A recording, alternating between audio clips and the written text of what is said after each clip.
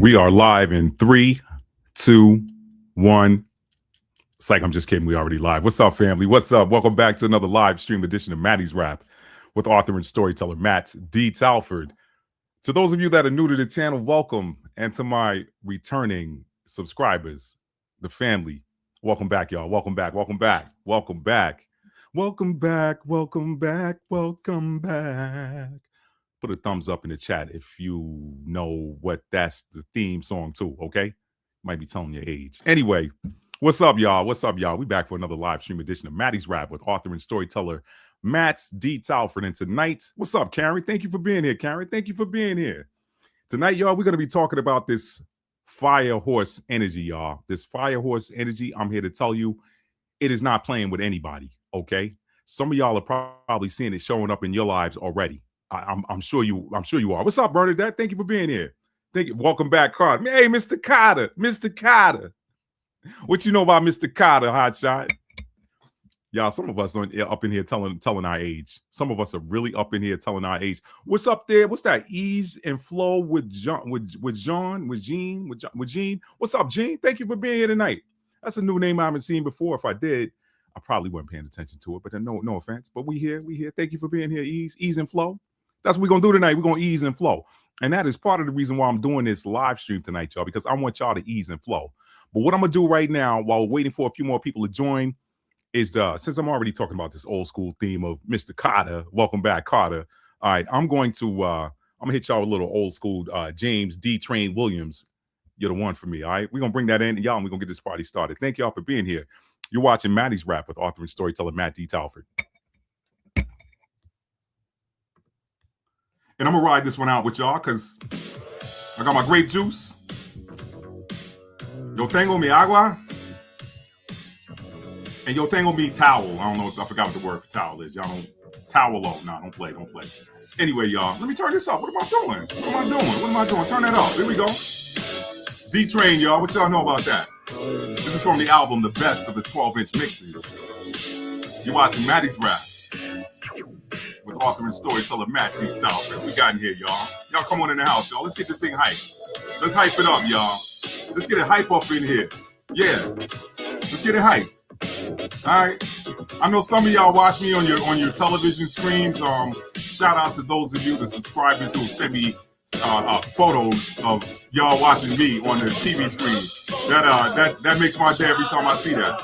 So if that's you right now, when you're watching this on your TV screen, get up and cut a step, all right? Get up and cut a step. Now, if you in the car driving, don't pull over, all right? Don't pull over. Unless you're on the West Coast and it's still light outside, all right? If you're on the East Coast, it's dark out there. Don't pull over. Just bob your head in the car, y'all. We're gonna be getting started shortly, y'all. She said, I'm 61 and full of fun. No shame. Pulling up those weights every day. Yes, you do, hot shot. Yes, you do. And you're consistent with it. I love that. Here we go. I ain't gonna play this whole song, y'all. We're gonna get started in just a minute. Oh, she said Miami flavor. Oh, you changed your name up. Hot shot Miami flavor. 369. I like that. And she got that Nikola Tesla. I don't know why they give him credit for it, but it's an abundance frequency. When you know, 369. Y'all play that 369 frequency in your house, man. That's an abundance frequency, all right? There's a few of them out there. 369 is one of them, all right? Unlock your abundance. Unlock it with this Firehorse here, y'all. Because this energy ain't playing with nobody. Y'all come on in the room. And do me a favor. Hit that like button on your way in, all right? Hit your like. That's the dudes, y'all. What's up, Bella? That's the dudes, y'all. The only thing you got to pay when you come in here is hitting the like button. That's your entry fee. All right? You hit the like button, you get a ticket, you come on in, all right? We got your ticket. We're going to put your little stamp on your hand so, you know, when security see you, they know you're allowed in the club, all right? We ain't going to do the wristbands. They too hard to come off, right? They put that wristband on, you get back home, you got to get some scissors to cut them things off, all right? A couple of times I've been to facilities where you needed a wristband, you know what I mean? I wasn't never much of a nightlife person, y'all. I'm gonna keep it 100 with y'all. I'm a daytime. I'd rather get up at 5:30 and go fishing than be in some club at 10:30, 11:30, 12 o'clock at night. They ain't never been me. You know, I used to go to the club with my boys and be like, why are we in here? Like, we just sitting around. Like, we just sitting around looking at people. Like, we just sitting around. What are we doing? We can go to a restaurant and eat some good food and laugh. Why are we sitting up in this dark club looking at scantily clad women who ain't gonna come talk to none of us, all right? That was never my thing, y'all. I'm just gonna keep it. Yo, if that's you, that's you. I'm gonna keep it a buck. That ain't never been my thing. I'd rather be in the crib when the lights go down. You know what I'm saying? I'd rather be in the crib, watching a movie, eating some good food, cooking some food, you know, get some snacks together. Get up at 4:30, 5 o'clock, 5:30. Get that bait and tackle ready and get out there, man, and go fishing, man. That's relaxing. You know what I'm saying? That was me, man. What's up, fair youth? She said, just like a soldier, LOL. Yeah, you know. You already know the vibes, fellas. You already know. Yeah. Yeah. Y'all, I did the club thing from 18 to... No, it wasn't even my 18th birthday yet when I was in the Army. 17. I did the club thing from like 17 to 18, literally. And then I was like, all right, I had my fun with it. This ain't hitting on nothing. You know what I mean? And then after that, as an adult, I go a couple spots with some of my boys or whatever. But if we were out of town on the road on business or something like that, but I was really just going to be the designated driver so they could have a good time. That was it. It ain't my thing. But do you? We can turn this world around. Let's turn it around, y'all. I'm gonna take it on down. James D. Train Williams. That ain't a good place to take it down. Hold up, wait. That ain't a good place. Let him get out this. I don't want to get fired from my DJ position, y'all. Y'all be calling into the radio station complaining, talking about he taking the song down too early. Let's get past this part. Here we go. You're the one for me, yeah.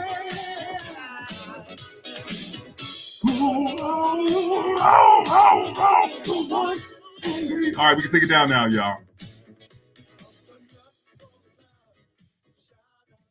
Y'all, I ain't never know what he was saying. Look. I ain't never been great with lyrics from other artists. You don't know what they saying have, especially Anita Baker back in the day. I was like, what you saying, Anita? I love you, but what you saying? You know, I ain't never been good with it, y'all. But this one right here, I used to be like, with enough thrown a towel, shout out loud because you're the one for me. I know that don't even make sense, but I grew up saying that. With enough thrown a towel, shout out loud. Some of y'all laughing because y'all bad with lyrics too. Don't be looking up in my face talking about he ha ha. Some of y'all bad with lyrics too. Some of y'all are bad with lyrics too. I already know. I can't be the only one.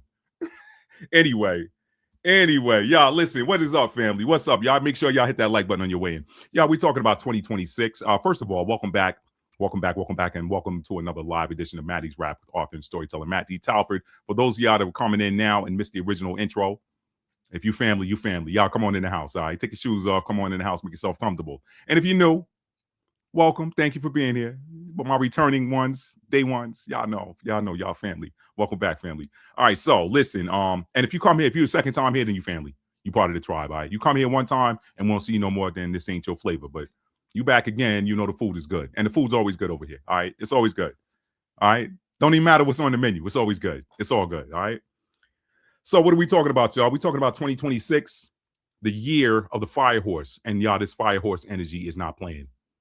It is not playing. I'm here to tell y'all. She said, grab a plate, Matt Cook. That's right. Y'all, let me turn my fan on. The air is on, but let me turn the fan on because I got all hyped up.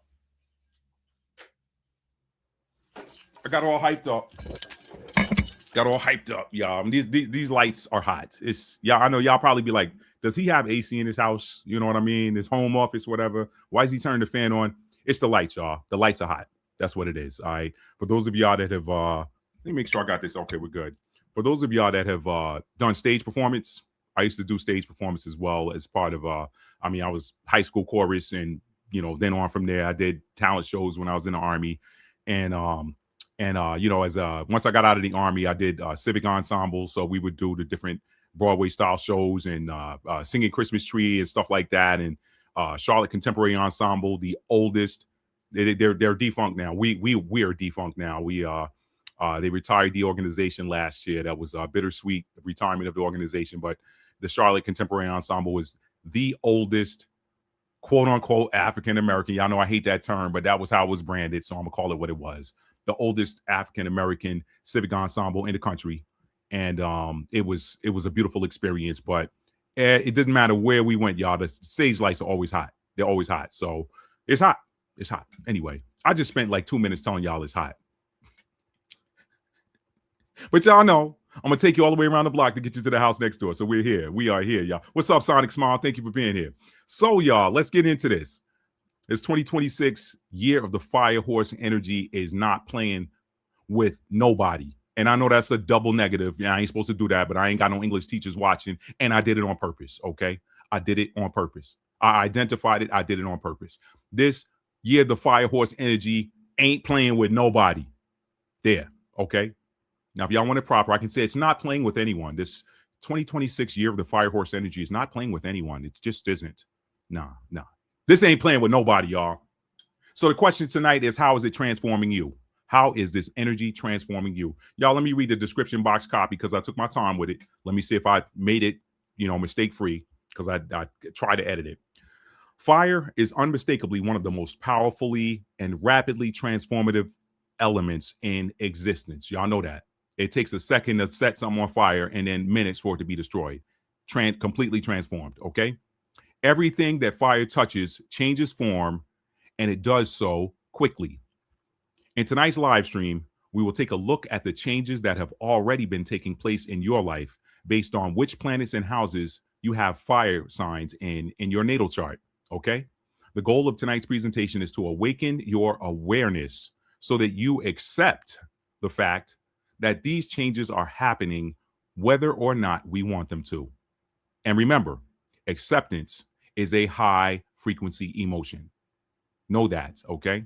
Y'all, a lot of y'all have seen me over the years show the reverse cone. I forget what it's called. I think it's called the Hawkins frequency scale.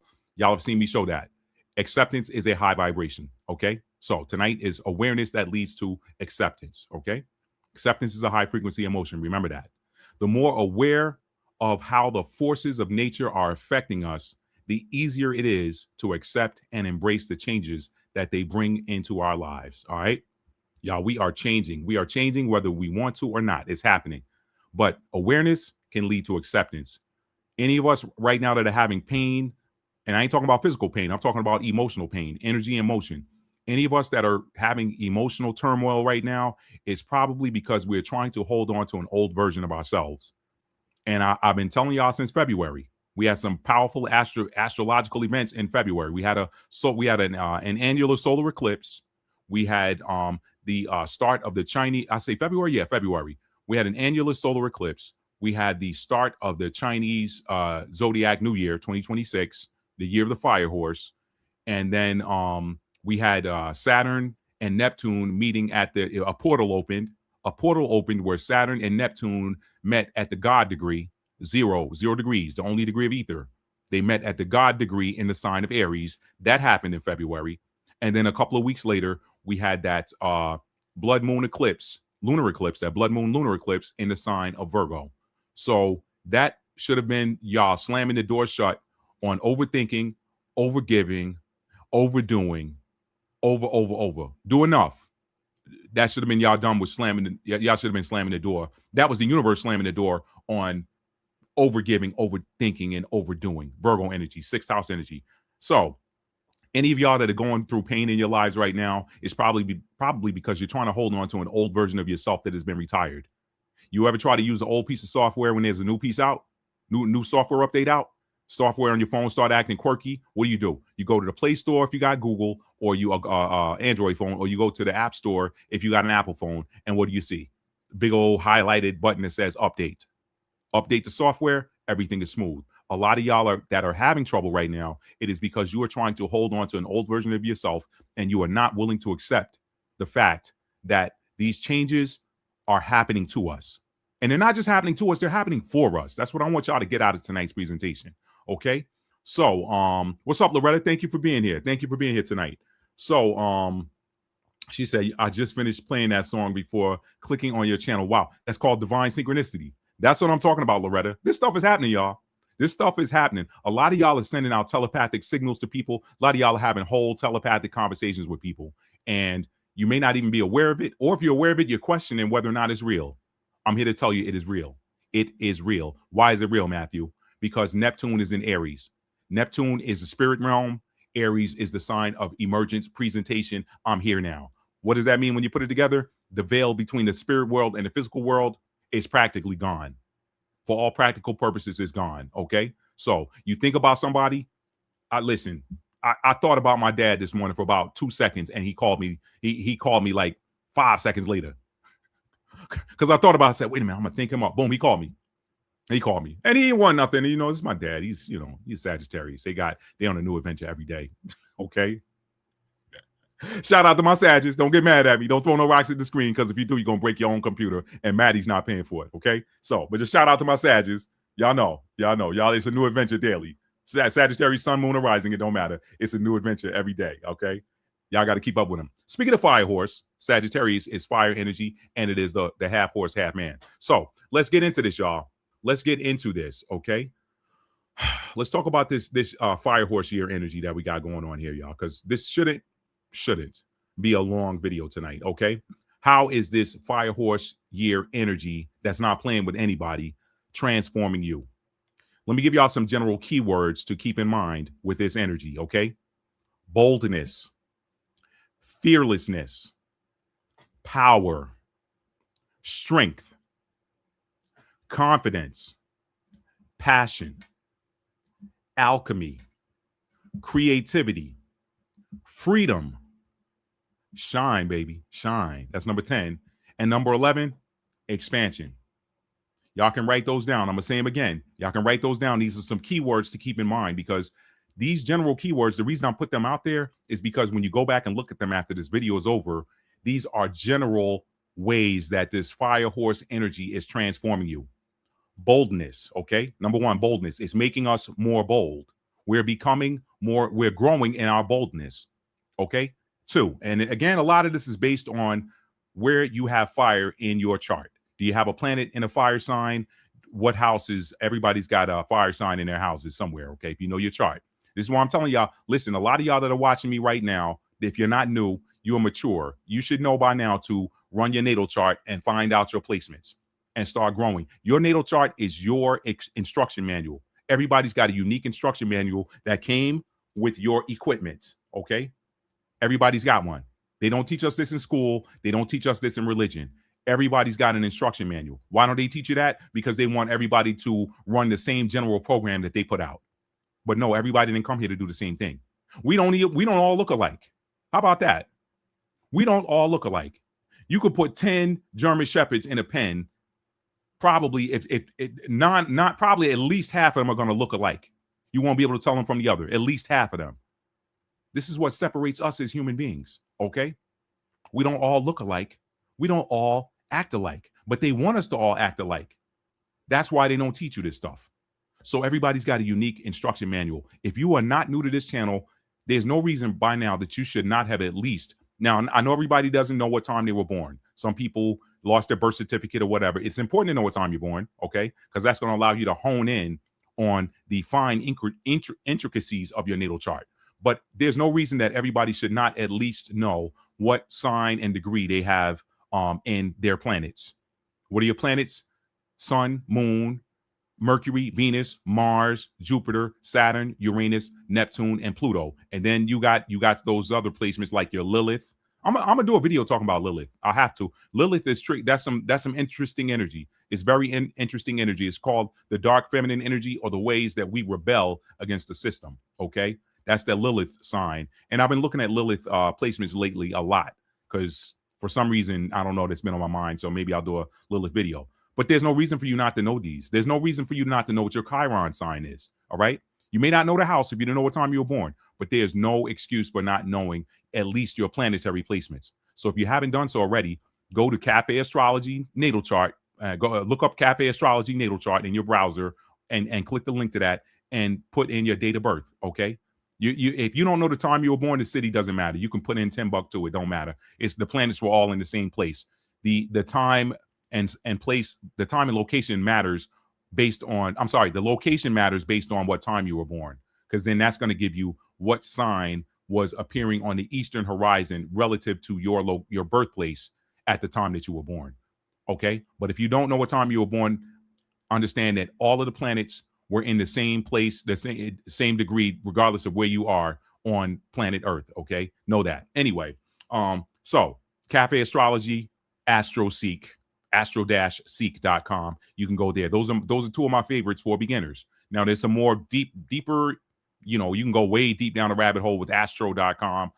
I'm seasoned, y'all, and I still don't use astro.com because I don't necessarily want to do a deep dive, like go super deep into it. We're looking at all these different placements, Eros and Juno and all of that. If I need to know that for some reason, I can look it up. But the basic ones are good. They're good. Okay. Cafe Astrology and Astro-Seek or AstroSeek. But you go to Astro, ASTRO-Seek, SEEK.com. Okay. So getting back to this. Now, where was I? Okay. You got to know yourself, right? So getting back to what I was saying, these are ways that this energy is, these keywords, that's where I was at, the keywords, okay, y'all? So boldness, this energy is making us bold based on what house or what planet you have in a fire sign. This energy is making us fearless. This energy is making us feel more powerful. This energy is increasing our strength. This energy is increasing our confidence. This energy is increasing our passions, the things that we feel passionate about.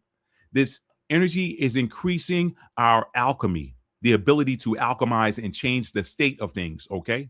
To change the state of things, to change energy. That's alchemy with regards to your natal chart. It is increasing our ability to alchemize. Why? Because fire is probably the biggest alchemist out there. Now, I know when you get into the natal chart signs or whatever, the water sign Scorpio is the most powerful alchemist. It's a water sign, but I'm talking about the elements, pure elements.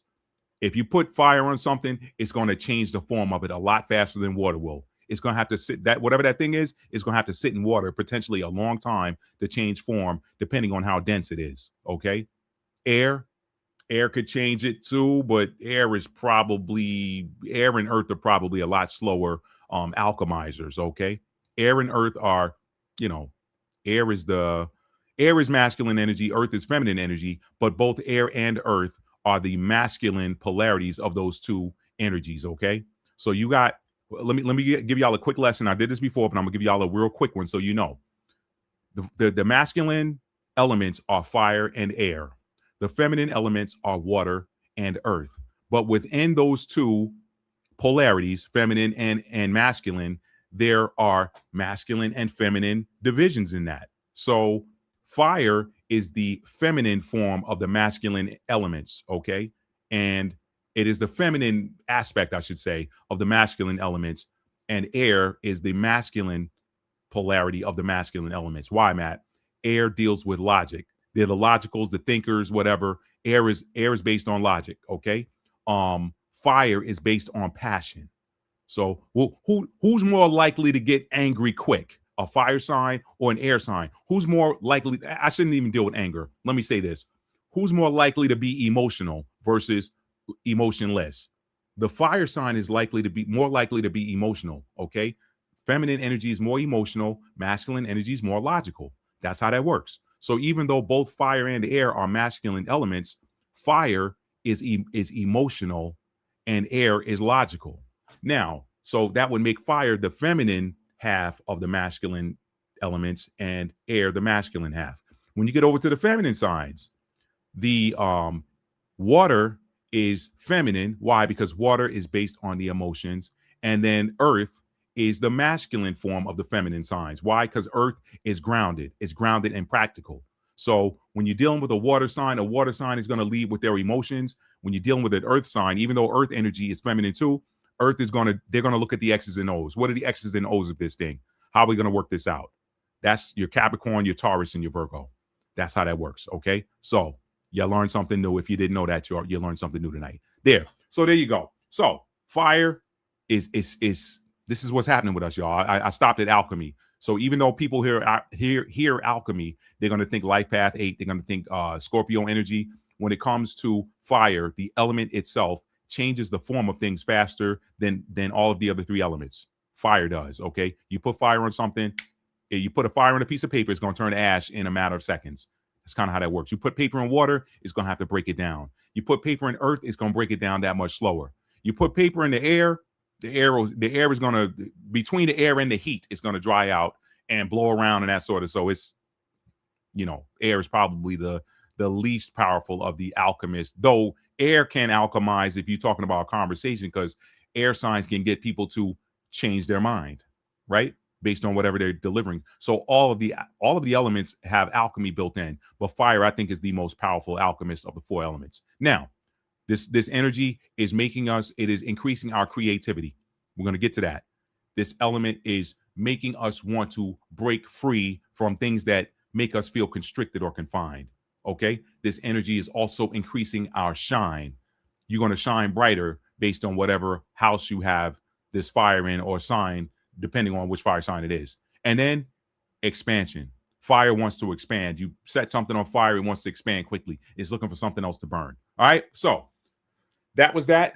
Those keywords, remember those: boldness, fearlessness, power, strength, confidence, passion, alchemy, creativity, freedom, shine, and expansion. Now, there are three fire signs. Y'all know what they are. You can put them in the chat if you know. Okay. I don't want to slow it down too much. I'm gonna come back to the comments here later. But there are three fire signs: Aries, the ram,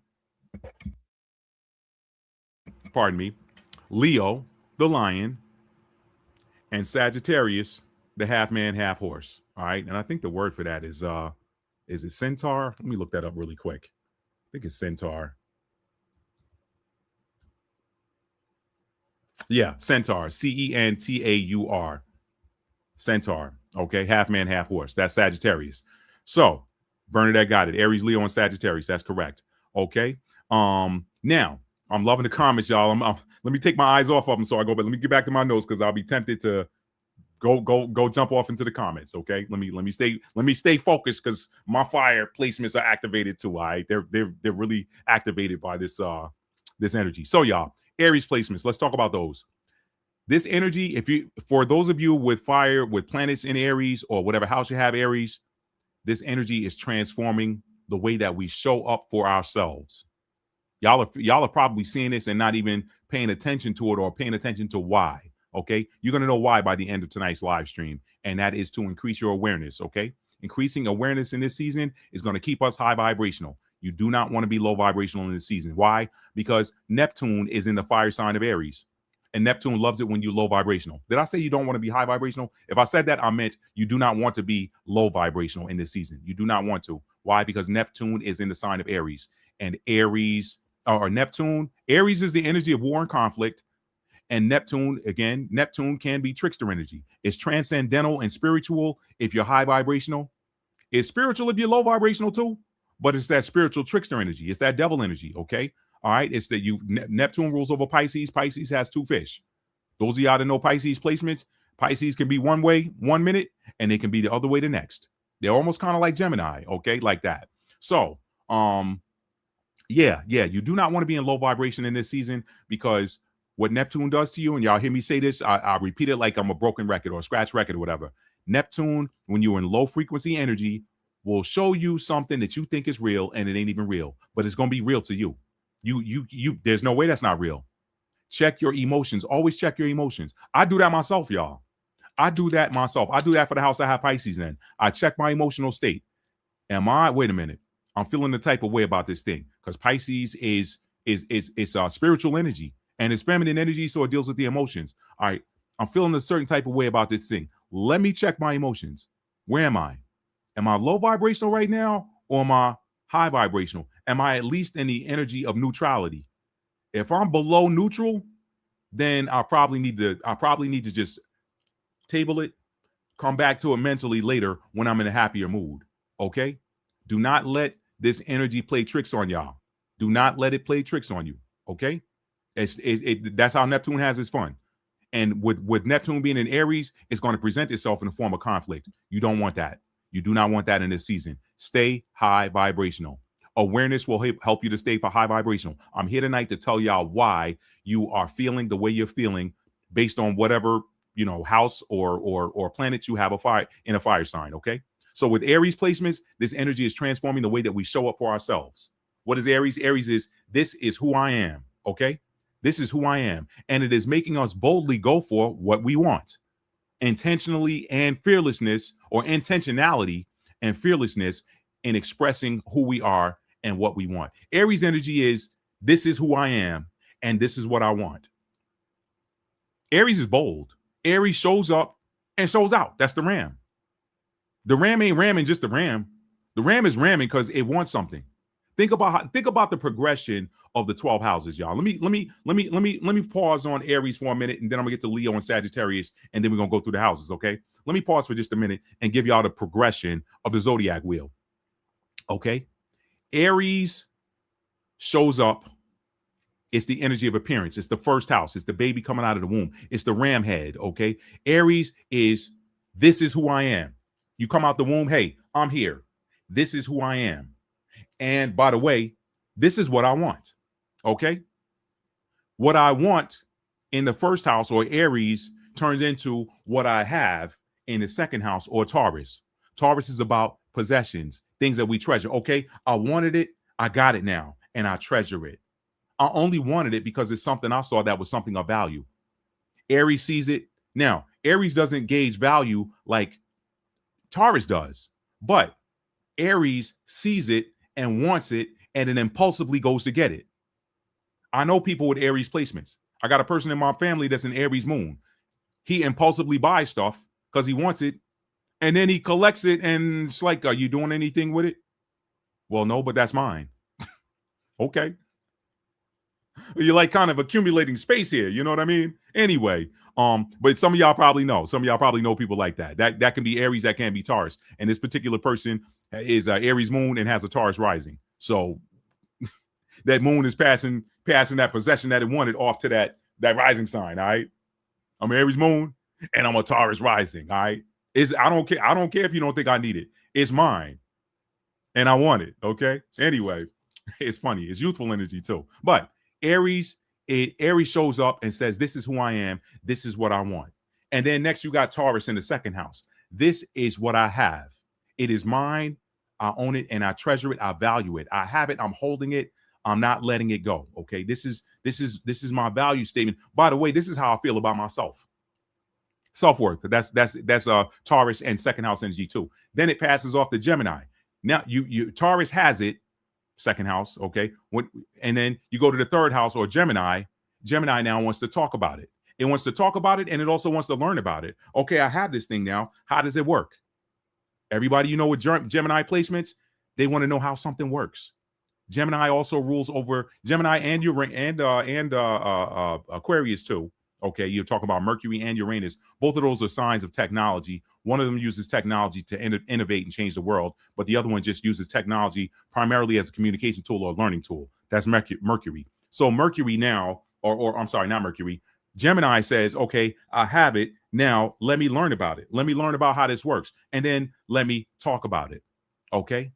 They go and talk about it. Okay. And then it goes over to Cancer, fourth house. Okay. I've learned about it. Now let me nurture it. I've learned about it. I've talked about it. Now let me protect it and nurture it. That's that Cancerian energy. That's that fourth house energy. You may want to share it with your family even. That's that fourth house. So then Cancer takes it and passes it off to Leo, or the fifth house. The fifth house now, Leo, hey, I've nurtured this thing. I've watched it grow. Let me show it off. Let me show it off now. Hey, y'all, look at what I got. Ain't this dope? Or also, I've nurtured it. Let me use it to create. Let me create something with it. Let me make something with this thing that I have. Let me see what I can make it into. That goes there too.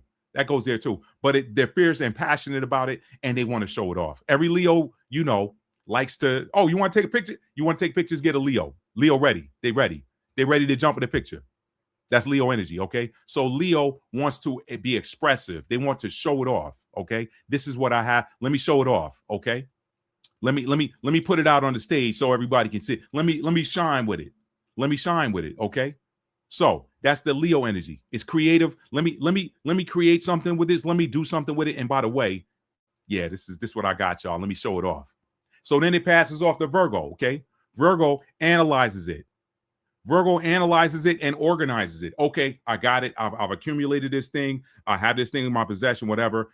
I need to make sure this thing is organized. And by the way, let me evaluate it and make sure that it's in its proper place. Let me make sure it works properly. Let me make sure it's in order. Let me make sure it works properly. Let me analyze it. Analysis is another form of learning. Guess what? What planet rules over Virgo? Mercury rules over Gemini and Virgo. So there's some similar themes there between Mercury. Between Gemini and Virgo. And part of that analysis is asking questions. Okay, let me ask some questions about this so that I make sure that this is going to work. Okay, I want to make sure it's in its best proper working order. Okay, that's Virgo. Virgo then passes off to Libra. Libra's the energy of, okay, I got this thing now. Let me make sure it's in balance. Let me make sure it's symmetrical. Let me make sure it's beautiful. I got the analysis report from Virgo. Let me make sure this thing is beautiful. And by the way, let me see if I can't take this thing and let's see if I can't form some sort of partnership around this thing and see if maybe we can even make money with this thing or something like that. Okay. Let me see. Maybe this thing will help me attract a partner. Okay. Okay. It sits. Libra in the seventh house sits opposite Aries in the first house. Aries is, this is who I am. This is what I want. Libra is, okay, this is what I want for us. This is who I think we are. It's an air sign, Libra. This is who I think we are. And this is what I want for us. That's that Libra energy. Okay. So, and let me make sure it's evenly balanced. Let me make sure you got your equal portion and I got my equal portion. Okay. Now they pass it off to Scorpio in the eighth house. Scorpio now wants to investigate. They want to investigate the whole thing. They want to investigate, make sure it's balanced. Okay. Because, Libra said it was balanced. Let me make sure Libra ain't lying. Y'all know Libra, the balance scales, it can go one way or the other until it settles out to that equilibrium. Okay. No offense, Libra. Some of y'all lie. All right. I got some friends with Libras. Some of y'all lie. All right. Anyway, not everybody, but some of y'all lie. All right. So what Scorpio do? They're going to investigate it. Scorpio's energy to seer. Why? Why do they want to investigate it and make sure it's what Libra and the seventh house said it was? Because the eighth house is the house of shared resources. Scorpio is the eighth house of shared resources. Okay. And Scorpio energy is also very possessive. I want to make sure that, you said it was equal here. I want to make sure I'm getting mine. Make sure I'm getting mine out of it. Okay. That Scorpio energy is it's on the same axis with Taurus. Okay. So, but eighth house, Scorpio, shared resources. Also, Scorpio may investigate it and find out it needs to be transformed. You know what? Nah, we got to transform this thing. We got to alchemize it. Nah, let's break this thing and then rebuild it. Let's destroy it and then rebuild it. Let's tear it up and rebuild it. Okay. Now it goes over to Sagittarius. Sagittarius is the ninth house. Okay. Hey, I got this thing now. It's been restructured. It's been rebuilt. Let me go and teach about it. Okay. Gemini learned about it. Sagittarius now is going to go teach about it. Okay. Let me see also if I can expand it. Let me see if I can make it bigger. That's Sagittarius. Also, leave me alone while I do it. Sagittarius is the energy of freedom. Don't try to hold them. No, you can't. You can't hold it. That's Sagittarius energy. Okay. Leave me alone while I'm doing what I'm doing. I need to go over here. Also need to go across over here on the other side of the world and tell people about this thing. Okay. Sagittarius wants to take it now and they want to teach about it. Gemini, which is opposite Sagittarius, learned about it. Sagittarius wants to teach about it. Okay. They want to teach about it. Then they also want to expand it. Now they hand it off to Capricorn, the 10th house. Capricorn wants to do what? Capricorn wants to use it. Capricorn was probably sitting in that classroom when Sagittarius was teaching about it. Now Capricorn wants to use it. The 10th house is I utilize. What does Capricorn want to do? Why do they want to use it? They want to use it to either solve some problem or to achieve some height or some success. They want to use it to become successful with it. Okay. They want to use it. They want to use it to climb, either solve a problem and or become successful with it by using it. Okay. Now they've become successful. They've established some sort of foundation with it. They built a structure. Capricorn's the builder. They built some structure using it. And then here comes Aquarius. Aquarius looks at it and says it's an air sign, so it's a thinker. Aquarius looks at it, they evaluate it, and they say, nah, I know this was built. I know that this was created by Leo, and Capricorn used it and built a structure around it, but I think this structure will work better if it was done like this. So Aquarius takes it and they innovate it. They change, they're sort of alchemists in a sense too. They take it and they innovate it and they make it better. They make it better and they make sure that it's useful for everyone. They make sure that it's something that everyone can benefit from. They're the rebel, okay? Now, once they have done that, they pass it off to Pisces so that it can be retired, okay? It has been innovated, it's been put into use so that everyone can use it. Now, Pisces is the last sign, the 12th house. Pisces says, hey, it is now time to retire this thing and imagine something new. We're going to retire this. We're going to put it away and we're going to reimagine something. We're going to daydream. We're going to be visionary and figure out, okay, let's have some visions. Let's come up with something new. Let's conceive something completely new. Almost this childlike wonder, this dreamy state. Let's dream up something new. We've had our fun with that. Everybody's touched it. It's time for something new. So as it's being retired and put away, Pisces takes it and they imagine something new.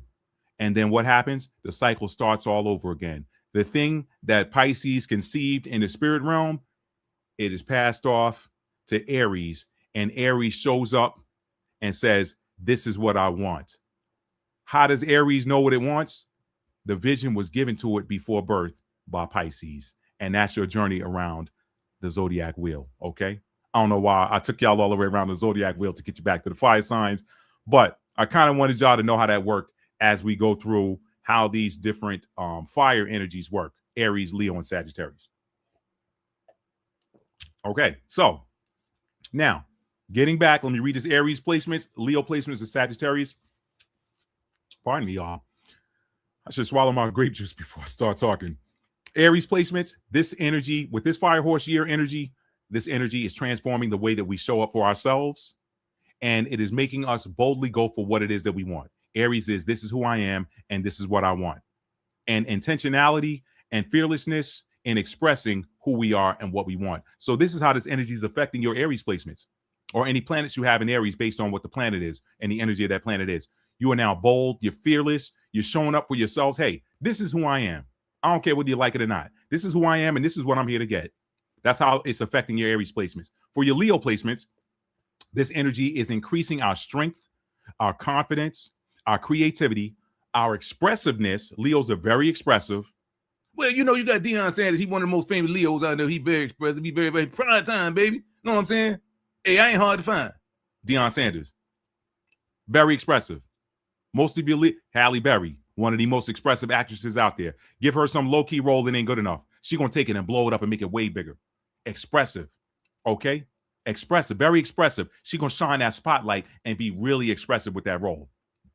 This energy is increased. So for your Leo placements, this energy is increasing our strength, our confidence, our creativity, our expressiveness, and our overall shine. Why shine, Matt? Because Leo is a ruler of the fifth house, and the fifth house is ruled. Planetary rule of the fifth house is the sun. The sun, there's no energy in the sky that shines brighter than the sun. None, not a one. So it's increasing our shine where you have Leo in your chart. Wherever you have Leo in your chart, you are either waking up. Why? Because the sun wakes us up and activates growth and illuminates our path. Okay.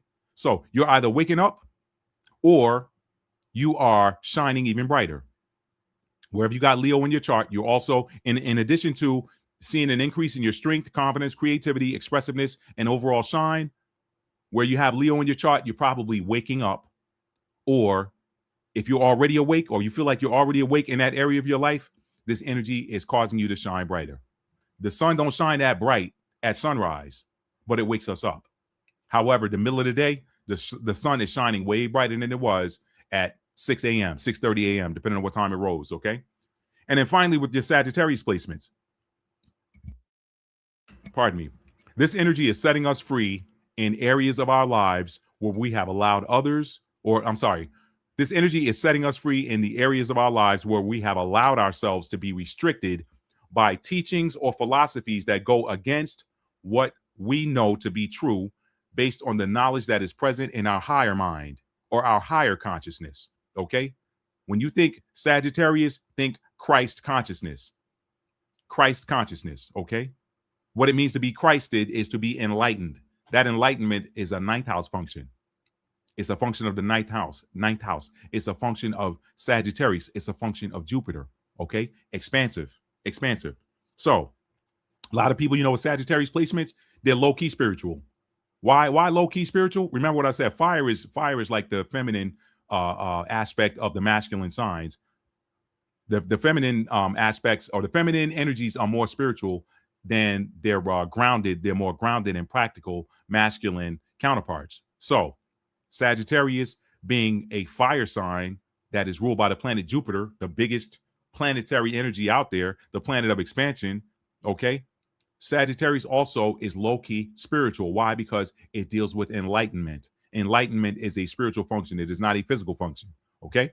So again, with Sagittarius placements, this energy is setting us free in the areas of our lives where we have allowed ourselves to be restricted by teachings or philosophies that go against what we know to be true based on the knowledge that is present in our higher consciousness. This energy is also showing us where we might have held ourselves back. For many of us, this energy is activating the marriage of knowledge and wisdom. Okay, knowledge and wisdom. Knowledge is Gemini, wisdom is Sagittarius. Okay, the sage, sagacious, Sagittarius, the sign of the wise teacher. Okay, it sits opposite Gemini, the sign of the eager student. That's how that works. Okay, those with Sagittarius placements, this is, or I mean, you could have a planet in Sagittarius or not, but everybody's got Sagittarius in the house somewhere. So this for our Sagittarius placements, this energy is also forcing us to broaden our horizons. And for those of us who came here to teach, the inner teacher is waking up and activating his or her gifts. So for those of y'all that got teacher vibes, teacher juice in you, this energy is waking up and activating those gifts or those desires to teach. All right. So that was a pretty long intro, but necessary. So let me read some comments before I get on to the houses and the planets. Okay. And I should timestamp this, but I'm gonna have to come back and do it later because I don't want to stop and write, or I'll come back and get it later. Actually, I shouldn't do that. Let me do it. Do I want to get a sheet of paper and write this, or do I want to? I'll type it. That way I can copy and paste. Y'all give me 1 second here. Let me do this real quick. Or I'll just do it as I go along. Let's say Sun, Moon, Mercury, Venus, Mars, and I'm gonna do these together actually. That way I ain't got to do them separate. I'm not gonna do Jupiter. I'll just do your personal planets. We'll do Sun, Moon, Mercury, Venus, and Mars. I won't I won't deal with the Jupiter. Don't want to get into Jupiter, Saturn, Uranus, Neptune, and Pluto. No, I don't. I'm not gonna get into that. I'll just deal with the Sun, Moon, Mercury, Venus, and Mars. I'll deal with your 5 personal planets, okay? And your North Node. Let's put North Node down here too. North Node, okay? All right, so, all right. Now, so let's do this.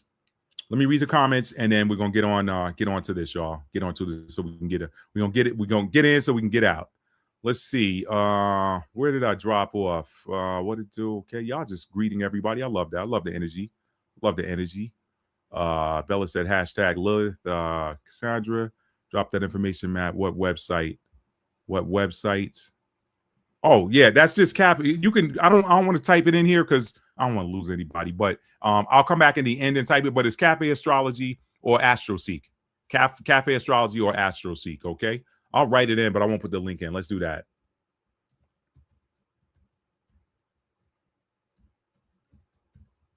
Let's do this.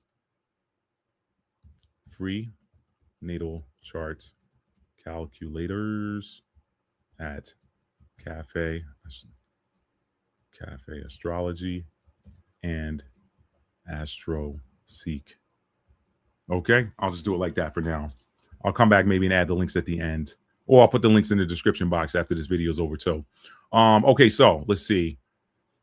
She said, I definitely feel the energy and speaking on what needs to be said. Yup. Bernadette said, yes, my energy has been different lately. I've been feeling really strange.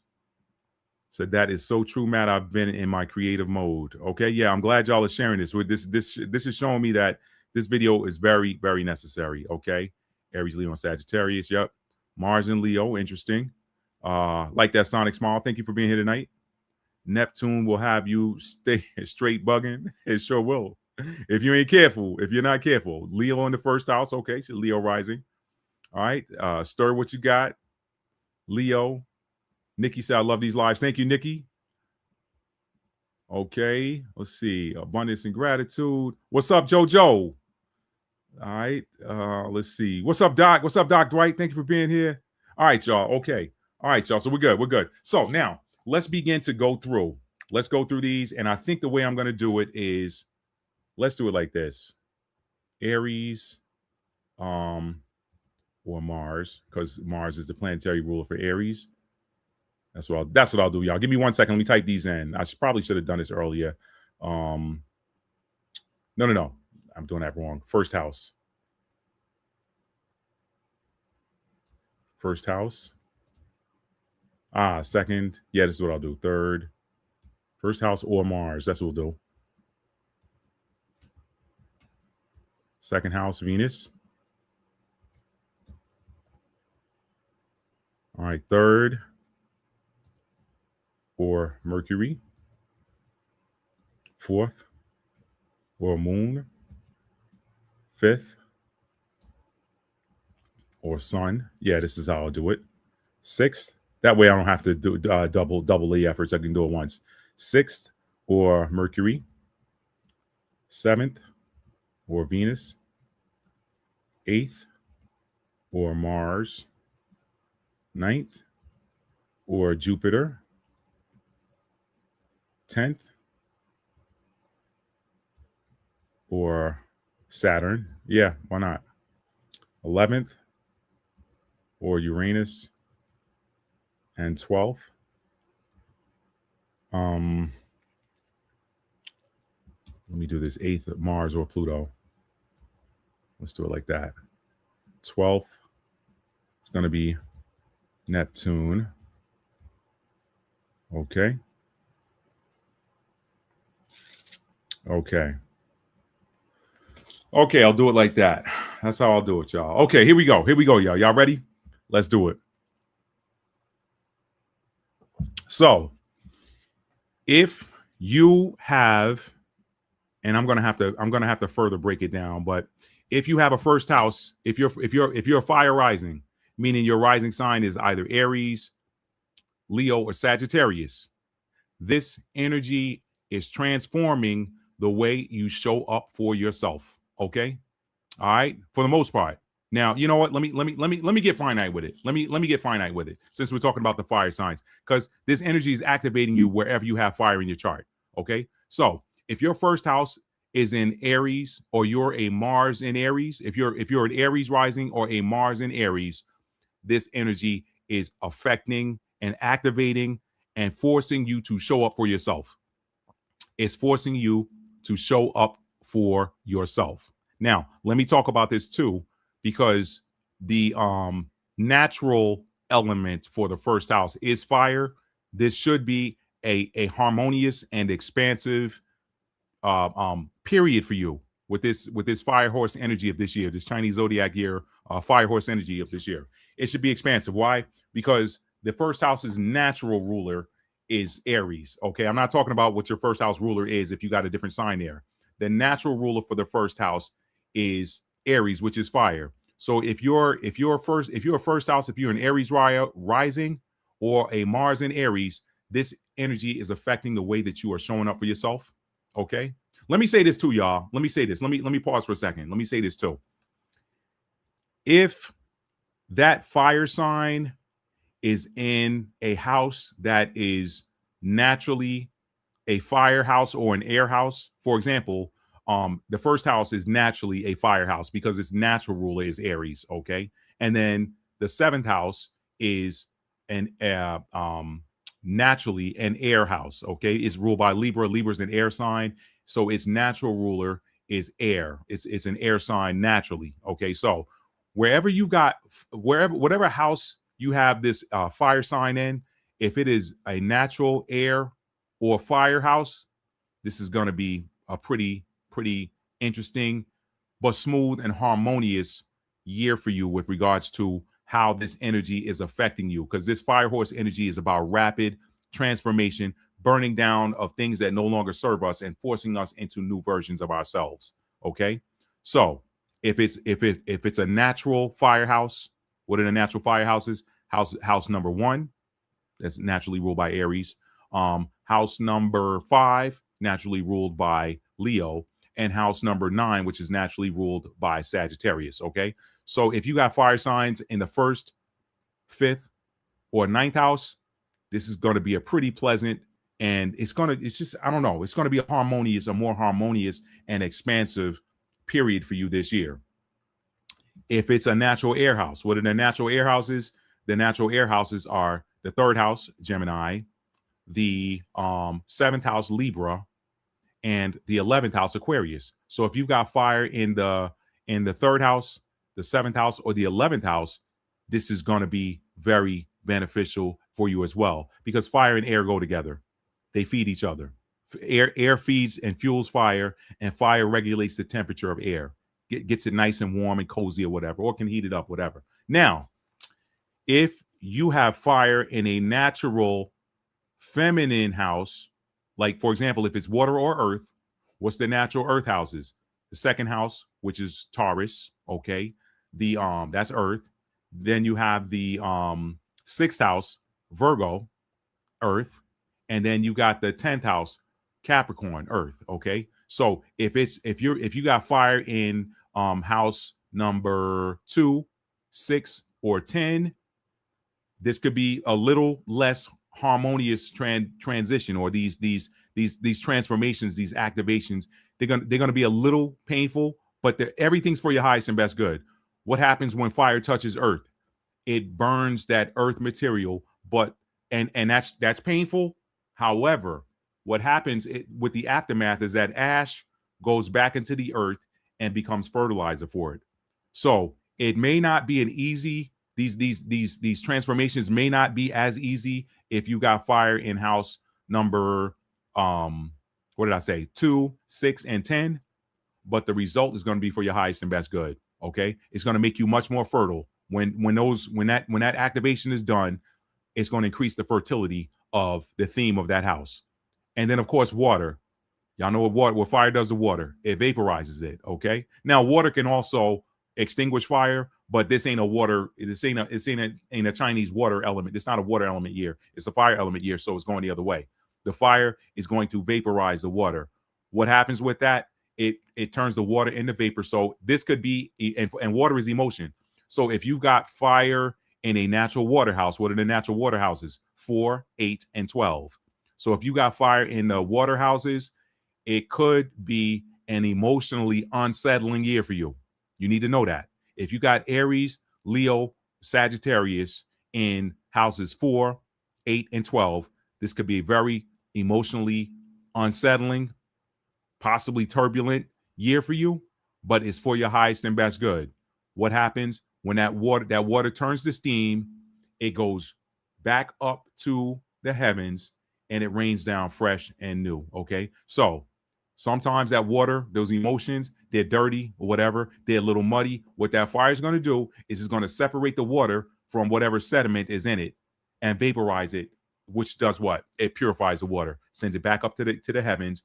It cools and it comes back down in the form of new rain. Okay, so hang in there. If you got fire in a water house, hang in there. It can be. This is probably going to be a not so easy year for you emotionally, but just know we're here doing awareness, y'all, so you can stay high vibrational. Tell yourself, hey, these changes I'm going through, they are for my highest and best good. When I'm over this, my water is gonna be clean. I'm gonna have clean, fresh, new emotions. Okay. All right. I wanted to say that. I thought about it earlier, y'all, and I didn't put this in my notes because sometimes I don't want to be restricted by my notes. That's so funny. I just talked about this Firehorse year energy is going to free us where we've been holding ourselves back or where we've been restricting ourselves. I'm a third house Sagittarius. The third house is the house of communication. Okay, so writing is in the third house. Sometimes I take a lot of notes and they keep me in this box or keep me on the track. Tonight I wanted to make sure I was free from that so I can freeform and give y'all everything. So there we go. There we go. I'm proud of myself. I'm gonna give myself a hand. All right. Now, so yeah, that's for my people with fire in a water house. Now, let me get back to it. So I'm gonna start over here. If your first house, you're an Aries rising, or you're a Mars in Aries, this energy is going to activate. It's going to increase your confidence in how you show up for yourself. Okay, it's going to increase your confidence. Well, confidence is more Leo, but this is going to it's going to activate and transform the way you show up for yourself. If you haven't been showing up for yourself the way you wanted to, or the way you perhaps imagined you should, then you are going to. This energy is going to force you into that. It's going to force you into that. You're going to show up for yourself. You're going to be more bold and more fearless with expressing who you are and what you want. You're not going to allow somebody to dictate to you how you should look, how you should present yourself. You're not allowing that anymore. Okay? So this is harmonious for you because the first house is naturally ruled by Aries. So if you're Aries rising or a Mars in Aries, this is going to make you more bold and fearless with regards to how you show up for yourself. Okay? With regards to how you show up for yourself, you're going to be fearless with regards to taking action. If you're again with Mars in Aries, you're going to be fearless with regards to how you take action. If somebody ready to go there, if they got to go there, you're going to be like, look, let's go here. This is who I am. This is who I am, and this is what I want, and you're not changing that. Okay? I'm not going to let you change it. This is this is who I am. This is what I want. I'm going to get it. Okay? Now, if you are a first house Leo or a Mars in Leo, your first house Leo or Mars in Leo, this energy is going to make you a little bit more expressive with regards to how you show up. Okay? How you show up. Your first house is going to make you more expressive. You might get more creative in your appearance. You might get more creative. You might do new things with regards to your look. Okay. You might this energy may have you rocking new clothes or doing a new hairstyle. It's like bright. You might find yourself wearing more yellows this year. You might this energy could have you just more bold and courageous with regards to how you're being expressive. You don't care what anybody thinks about how you show up and what it is that you got to say. Okay. You're just going to shine brighter. You're going to shine brighter. You're probably going to look a little bit more youthful even this year. You're probably finding that you're looking more youthful. That's what this Firehorse year energy is doing for you. If you're a first house Leo, okay, your confidence is increasing too. This is increasing your confidence in how you show up. First house is how we show up. First house is how we show up and how we express what it is that we want. That's the first house, okay? That's the first house energy. So you're going to be a lot more creative. You're going to be this may make you it may make you appear even stronger. Some of y'all might be in the gym. Y'all might find yourselves in the gym doing more, getting your body fit. You're just going to appear stronger. You're going to appear more confident, okay? It's going to wake up your creativity in how you appear, how you show up. You're going to show up it's just going to spark a new creativity and expressiveness, and your overall shine is just when you go out now, you're going to shine brighter than you did last year and probably in the years before that. That's those of you with Leo in the first house. Okay, Leo in the first house. If you're a Mars in Leo, you're gonna be bold and fearless when it's time to take action. Okay, I'm not gonna deal with the intimacy part of Mars. We know Mars is your sexual energy too. I'm not gonna deal with that part tonight. Y'all put that where it goes. I gave y'all the basic playbook on how these energies are going to affect you based on what sign you have in what house or whatever, or what sign or what type of fire it is. Y'all can deal with that. Y'all can look that stuff up on your own, or just not use your imagination, but take the basic information I've given you, especially those keywords.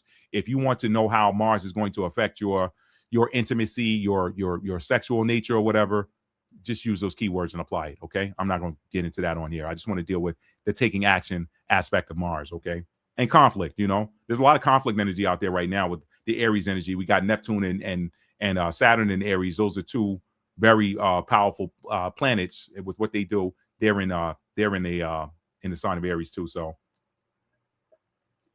a lot of conflict energy out there. You know that from turning on the news and social media. So that was Mars and Leo first house, Leo rising. If you're Sagittarius rising or you're Mars and Sagittarius, let's talk about how this energy is affecting you. This is going to set you free from limits in how you appear or how you show up.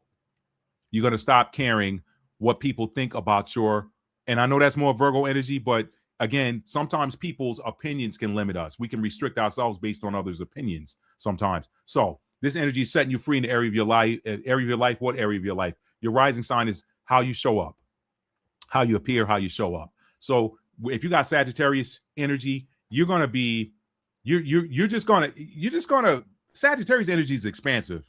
You're going to show up big. It's making you show up bigger. It's going to make you show up bigger for yourself. Okay. You may find yourself teaching yourself. Okay. I know that sounds a little bit abstract. Pardon me. But Sagittarius is teacher energy and the first house is self. So if you're Sagittarius rising, you may find that you're teaching yourself more, or you're learning more. When you're teaching yourself, you're actually learning, but you perhaps aren't going to some type of organized learning environment or something like that. You're probably picking up books and teaching yourself the things that you want to know or the things that you care about. And a lot of that could have to deal with your appearance as well. Okay. You're getting this Firehorse energy is burning down outdated philosophies about appearance or outdated teachings about appearance or how you should be. Your first house is your I am statement. So this is Sagittarius rules over like philosophy and higher mind. This Firehorse year energy is forcing you, if you're a Sagittarius rising, it's going to burn down the old outdated ways of thinking or ways of looking at how people should appear. Well, these old philosophies, they're not serving you anymore. Okay. So what do I know to be true? What do I know? Who am I? Who am I? You're probably going to be asking yourself the question more this year. If you're Sag rising, who am I? Who am I? Not who did you tell me I am? Who am I? You're going to look yourself in the mirror more. You're going to look yourself in the mirror. You're also going to tap more into that higher consciousness with regards to how it is that you show up and how you express yourself. Okay. How you express what you want. You might find yourself tapping more into higher knowledge to figure out what it is, who you are, and what it is that you want. Identifying what you want. Okay. All right. So you're not holding yourself back anymore with regards to your appearance. You're not allowing anybody else to hold you back. Okay. You're not allowing anybody to dictate to you who you are anymore. You know. Okay. All right. Remember, this is the marriage of knowledge and wisdom. Sagittarius placements is the marriage of knowledge and wisdom. So this Firehorse year energy is gonna have you broaden your horizons. You may go travel to figure out something about who you are, or you may just find yourself digging more into who am I this year, and it's going to be more of this energy of, again, this is who I am, and you're going to express it big and bold. Big and bold is Sagittarius energy too. Big and bold. Okay, if you thought you had haters before, you're really gonna have them now. You're really gonna have them now. Sagittarius. If someone said, Matt, who's the most hated on rising sign out of the 12? I'm gonna say Sagittarius, because Sagittarius is influenced by Jupiter.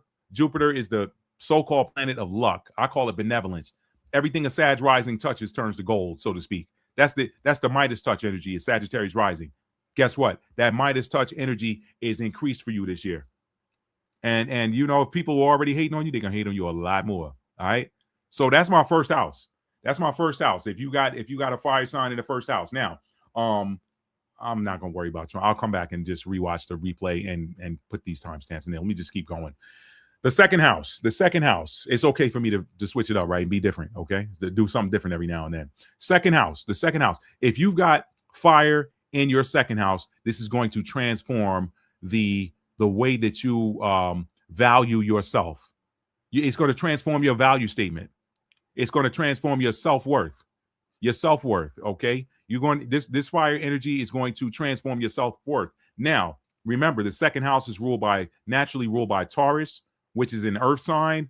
So this transformation could come in the form of burning down something. Where if with my first house fire sign people, it's an expansion, an explosion of fire energy, which is positive because it's fire on fire.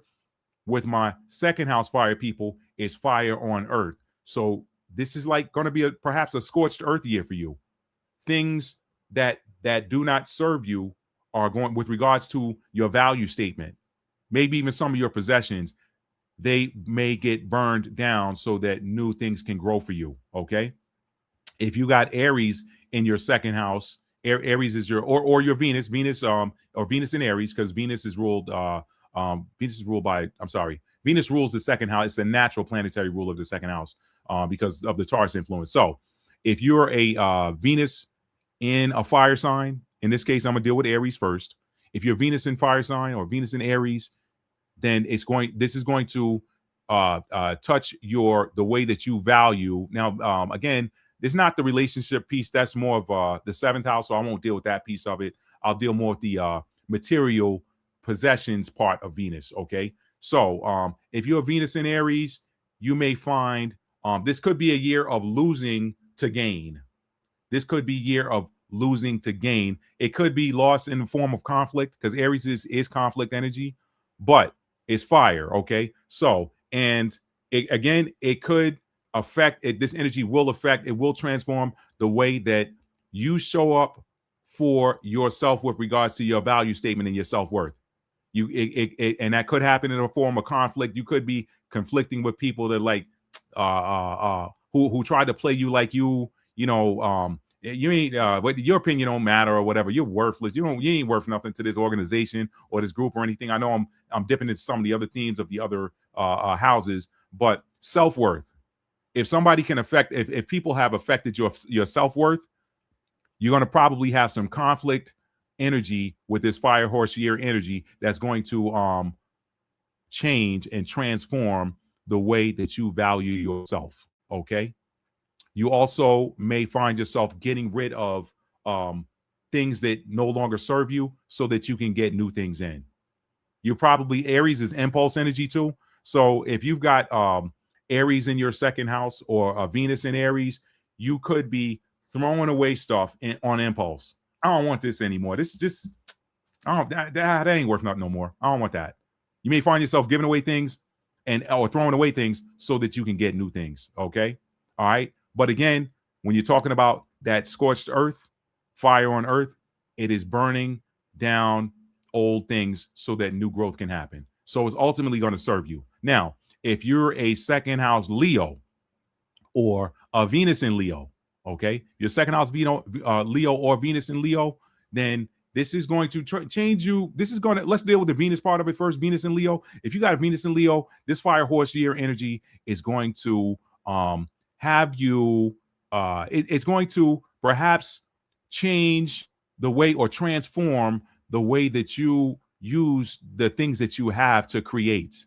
Okay. Or perhaps even the passion, the passion of that you have for the passion that you hold for things that you have, physical possessions or whatever, or I'll deal with the value statement part when the second house. But with you, if you're a Venus in Leo, this could result in your just looking at the things that you have differently and like, you know what, I can't do anything with this anymore. I can't create anything with this more, or it may just you may find a loss of passion or joy with the things that you have, but that is so that they can be removed so that they can be replaced with new things that you feel passionate and things that give you joy and things that give you pleasure. Things. Venus, we're talking Venus in second house energy. That's material things. So that's for my Venus in Leo. If you are a second house Leo, again, this could change the way this Firehorse year energy could be changing the way that you are expressing your self-worth. Okay, you could find yourself again it's fire on earth, so you could find yourself roaring more, that lion, that roaring roar. This is in self-expression. Okay, expressing yourself. I know that's more of a fifth house theme, but fifth house is ruled by Leo. So there's some overlap here. Okay. But it is with regards to your self-worth or things that you find value, things that give you material things that give you joy, give you pleasure. If you got Leo in your second house, you could be tossing that stuff. You could be tossing those old out with the old and in with the new.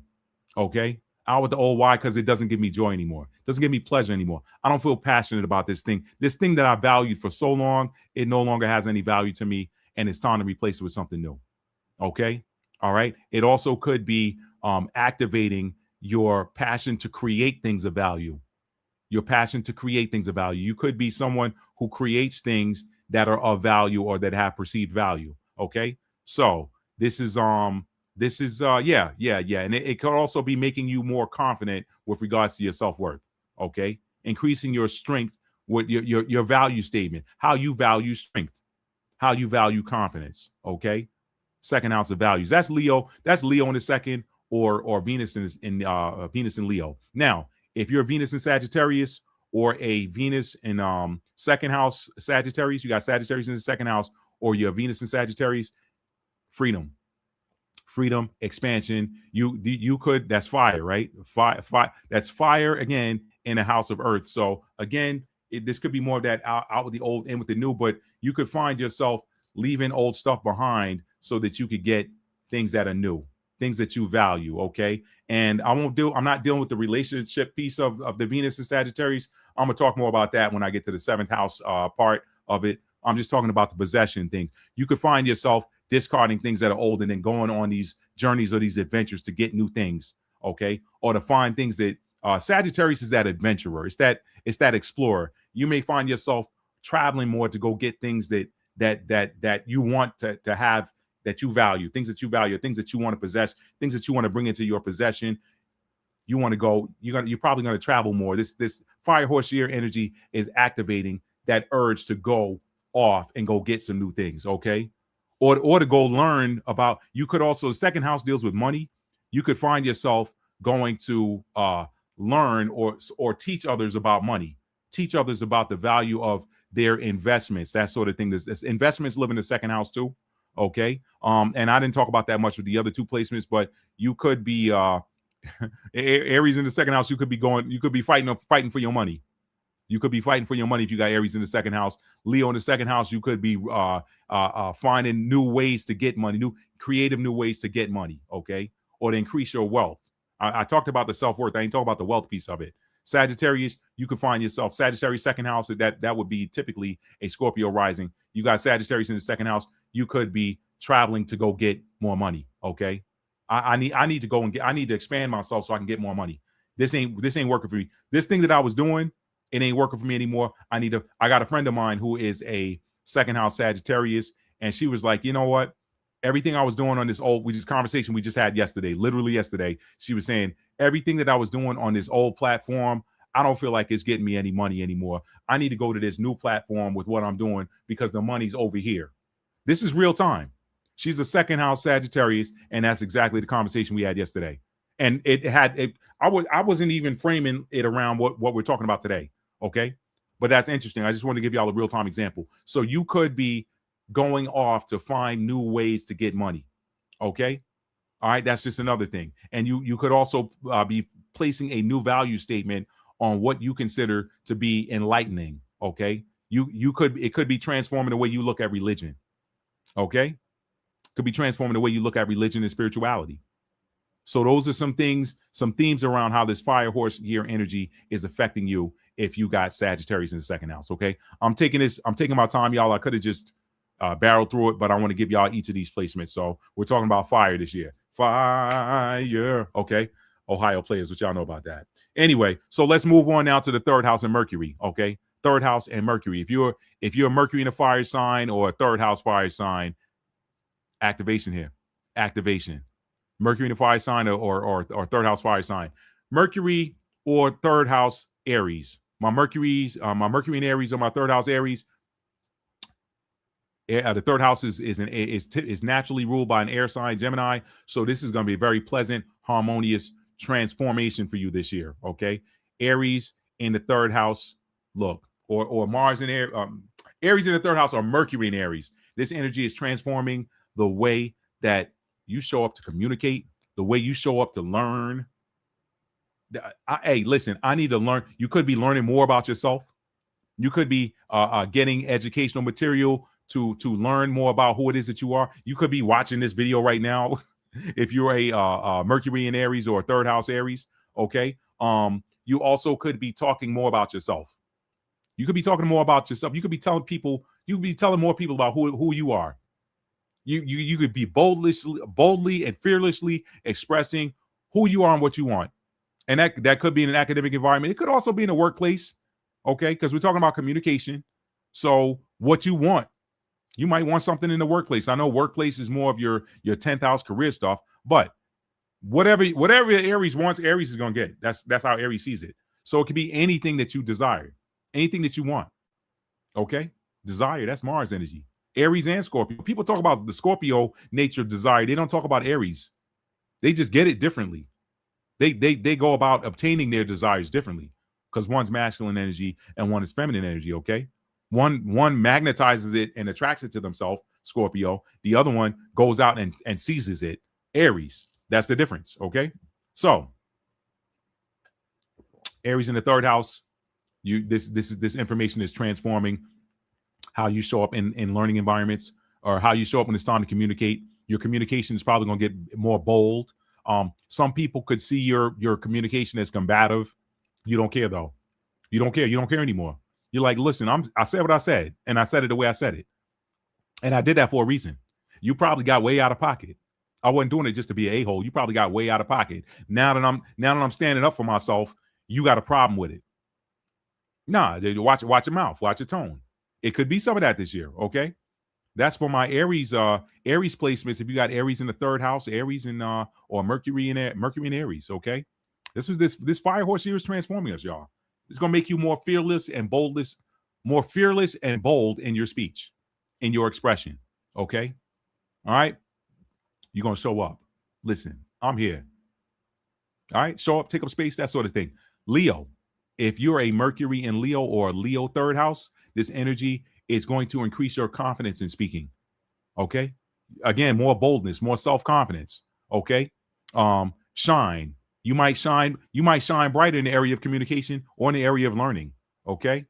All right. You might shine bright in the area of communication or the area in learning. Your voice may grow. It may get bigger. Your communication style may get more. You may become even more expressive this year with this Firehorse energy. This is how it's transforming you. Okay. So you're either waking up to, wait a minute, I'm a Leo in the third house, doggone it. Or I'm a Mercury in Leo. I'm Simba. You know what I'm saying? I'm the son of Mufasa.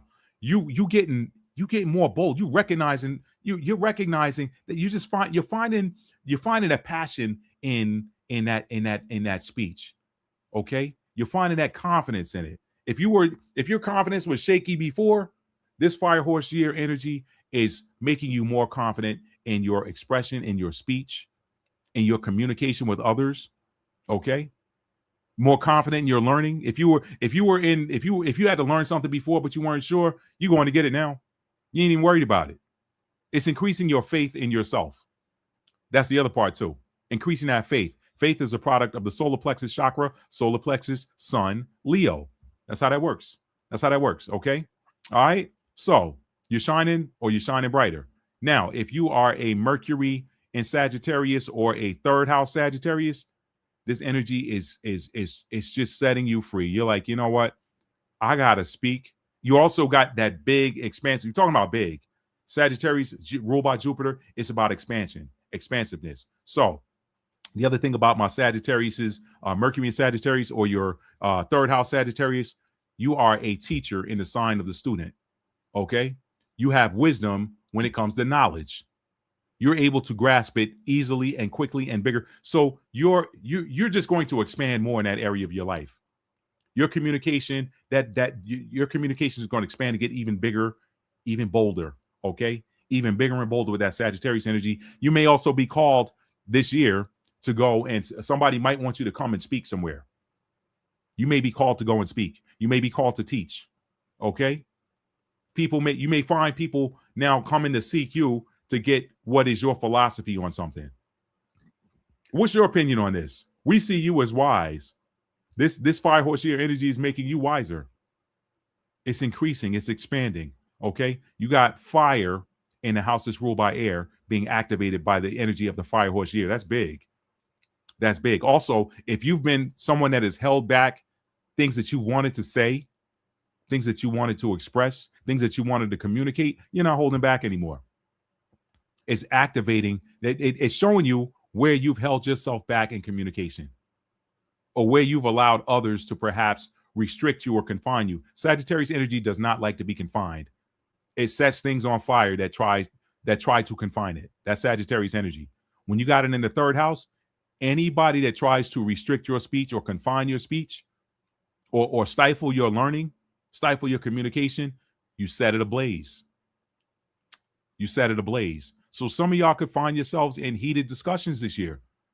Heated discussions with perhaps people trying to, the third house and Mercury also rules over the mind. So you could have, it could be this thing where people are trying to, put your mind in a box and tell you, well, you can only think this way.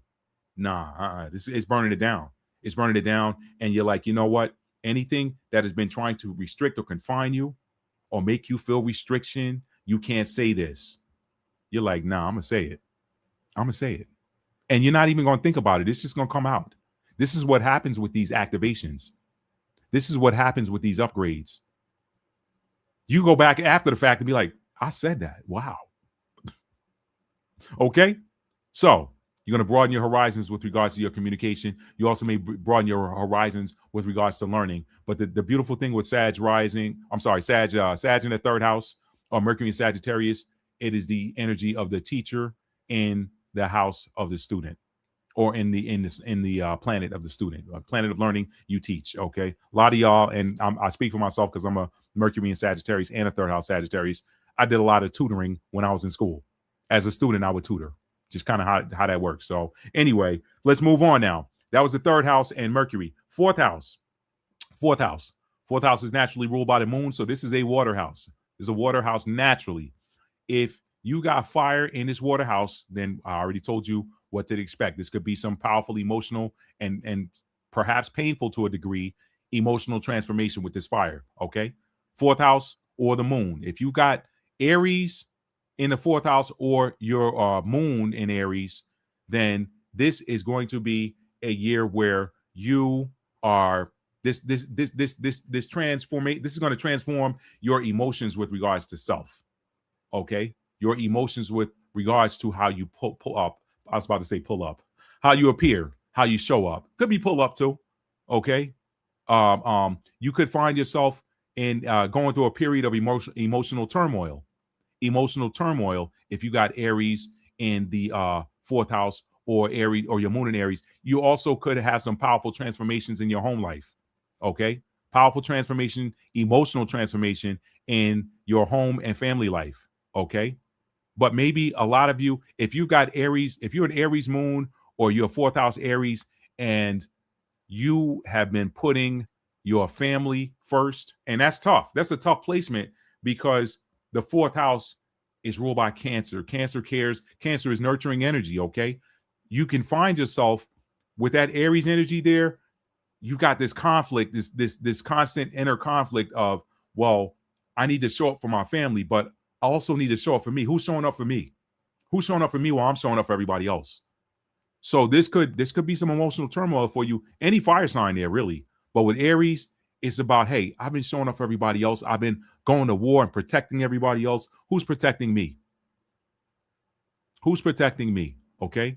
So you could find yourself having this powerful emotional transformation with regards to how you show up for yourself at home, in your family, the things that you care about, your emotions.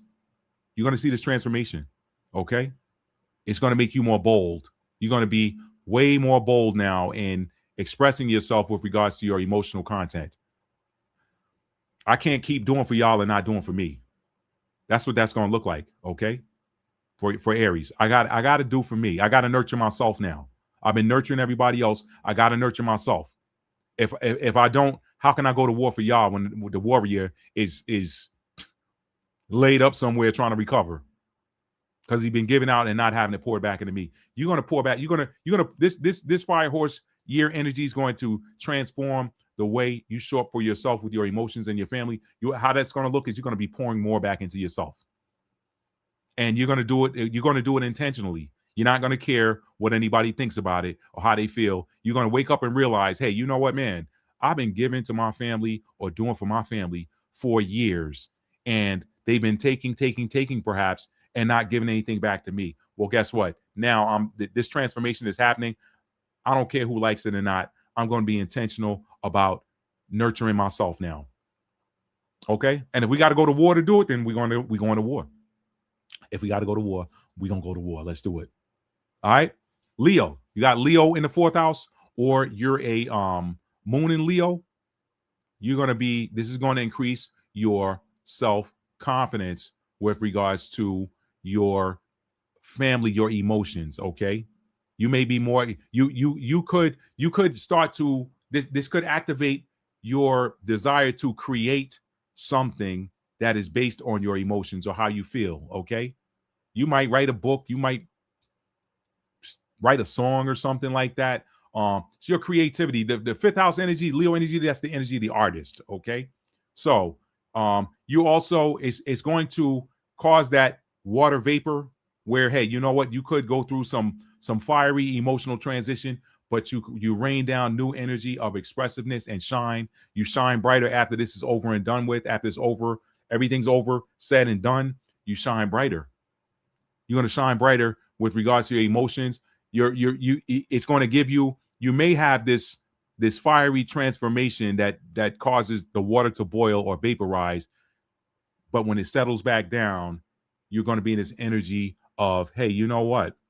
Your family's probably going to like you that much better after you go through whatever tumultuous periods you might go through. Your family's going to like you better. They're going to say, you know what? I'm glad that happened. I'm glad. I like this new version of them better. You know what? It's going to make you stronger in your emotions. It's going to make you stronger in your emotions. It's going to make you more confident with regards to your emotions. You're going to shine brightly. You're going to become a bright light within your family. All right? Become a bright light in your family. And again, as far as your creativity and passions, you may start cooking more. Some of y'all might write cookbooks or something. I don't know. Some of y'all might just start doing things that are home oriented. You might start just changing you might get more creative with the way your house looks. You might say this Firehorse energy could cause you to just get new stuff in your house. New stuff in your house. You might go out and plant a nice flower garden or something that just with this bold colors and that sort of thing, just being expressive. These are some of the things where areas you may shine brighter if you got a moon in Leo or Leo in the 4th house. Now, if you're moon in Sagittarius or Sagittarius in the 4th house, this energy is going to, it could be a very passionate, and not passionate in the Leo sense, but the word I should use is emotional, because the 4th house rules over your emotions. If you're moon in Sagittarius, this Firehorse year energy is activating a new freedom in your emotions. This is going to set you free emotionally.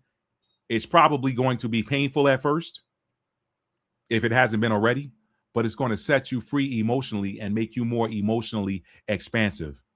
Where if you've been closed off emotionally, the energy of this year is going to force you to open up and expand yourself and increase your emotions. Okay. The other thing too with that Leo energy, I didn't say this, but possibly Sagittarius too, you could have an expansion of your family. Same with Leo and Sagittarius. There could be an expansion of the family. You could increase or expand your family this year. But again, it's also going to change perhaps your philosophy with regards to, the things that you care about, the things that you, if you're a moon in Sagittarius or you're a Sagittarius 4th house, that also tells me that you have an emotional attachment to things that have to deal with the higher mind, or perhaps, even religion. And I'm not talking about religion. This is probably going to clear up any. It's going to clarify. It's going to make you feel less restricted. Some of y'all might learn and start teaching about the religion of Christ.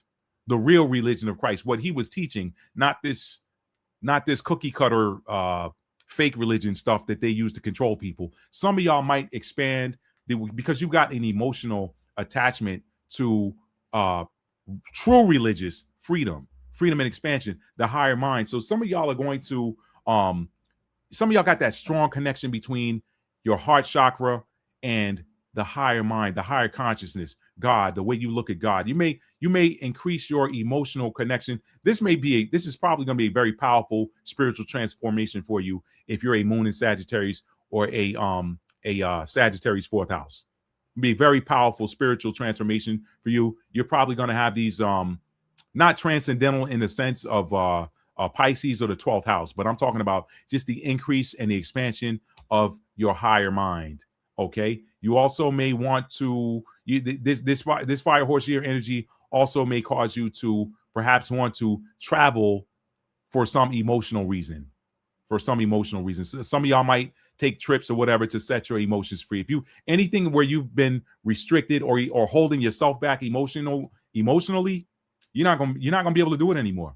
This fire is not going to let you do it, and the more you attempt to hold back, when you've got fire in a water house during a fire element Chinese zodiac year, the more you try to confine that, especially with Sagittarius, the hotter that water is going to get, and the more it's going to bubble, and vaporize until you can no longer hold it.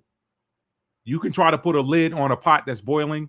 I ain't talking about a pressure cooker for my smart Alex, okay? You can try to put a lid on a pot that's boiling water, but if you put your hand on it and try to hold it down, it's going to burn your hand. Eventually, that lid is going to blow off that pot.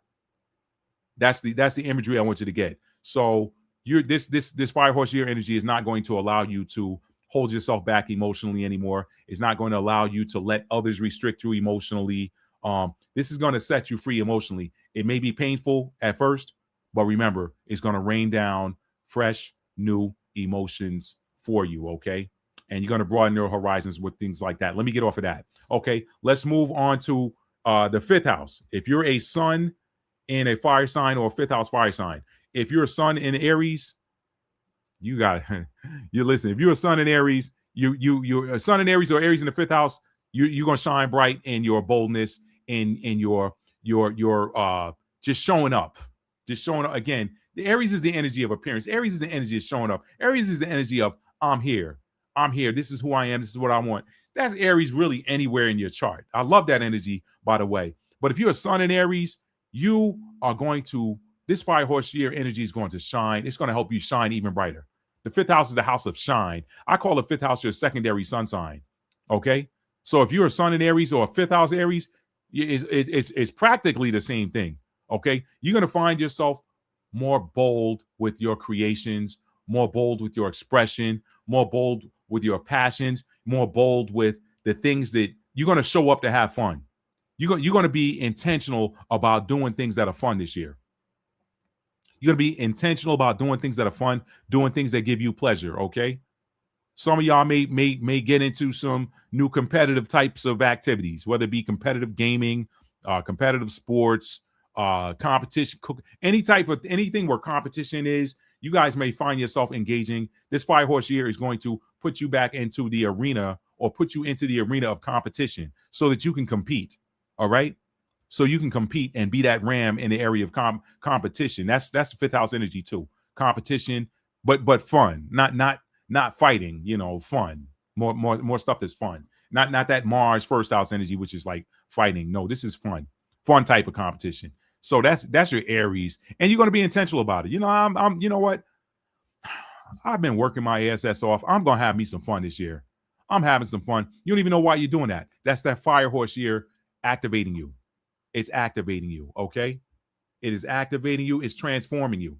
This is a powerful year of transformation. Fire burns and transforms in doing so. So we are all transforming. We're transforming without giving any back and forth thought to it, really. We're transforming without giving any back and forth thought to it. You are going to transform this year, period. Whether you want to or not, you're going to transform. You might as well embrace it and accept it. This is, again, this whole live stream tonight is about awareness. So that's Aries. If you got Leo in the fifth house, baby, you right at home. That's the natural That's the natural place for Leo. So if you're Sun in Leo or Leo in the 5th house, you just overall getting more bold, more stronger, more confident, more creative, more expressive. You just shining brighter, period. You shining brighter, period, okay? For my lover boys out there, lover girls, y'all gonna be way more romantic this year, okay? People going, you probably gonna step out smelling better. You know, that romance that romance attractiveness. You know, I know attraction, people say attraction is 8th house. It's 5th house too. It's 5th house too. You Leo, I named a powerful Leo earlier. Okay. Halle Berry. Halle Berry, she just looked good. Okay. For the ladies that like Deion Sanders, I heard some of y'all be talking about Deion. Deion is that. Deion, for the ladies, he just looked good. He looks good. He just shows out. Boom. He been since his days of being prime time, since his days of being neon Deion. Okay. So you just gonna look that much more attractive. Why? The sun is the brightest thing. Everybody sees the sun. You're not gonna be able to hide this year. This Firehorse energy is putting you out there. You Leo 5th house, Leo sun. You're not gonna be able to hide. You don't want to hide anyway. You want everybody to see you. You're just gonna shine brighter. You're gonna shine that much brighter. Okay, that's it. I ain't got to do too much with that. Now, if you're 5th house Sagittarius, you got Sagittarius in the 5th house, or you're a sun in Sagittarius, you're gonna shine brighter with your wisdom. This Firehorse year energy is transforming you and giving you brighter shine in the area of wisdom. Okay, wisdom. You're gonna be teaching people. You're gonna shine as a teacher this year. You're gonna shine as a wise person this year. Okay, you're gonna shine. Anything you create is gonna have a higher consciousness attached to it. Okay, it's gonna have a higher consciousness attached to it. You all might find yourself doing Sagittarius things even more this year. Okay, travel. I don't know Sagittarius that don't like to travel. I don't know Sagittarius that don't like to shop. Y'all think shopping is just Taurus? No, it's Sagittarius too. They doing it for different reasons. Like, you know, a Taurus is more likely to go out and find something, a value, sale, whatever. Okay, they know what they want. They probably planned it before they left. Because earth signs are planners. Sagittarius, like, let's just go. Sagittarius to keep you out shopping all day. I know. If Sagittarius tell me they want to go shopping, I try to find a friend. I try to phone a friend for them. If my Sagittarius friends call me and tell me they want to go shopping, I'm gonna phone a friend. Hey, see if such and such want to go shopping. I'm still working on this thing right here. I'm an earth sign. I'm phoning a friend.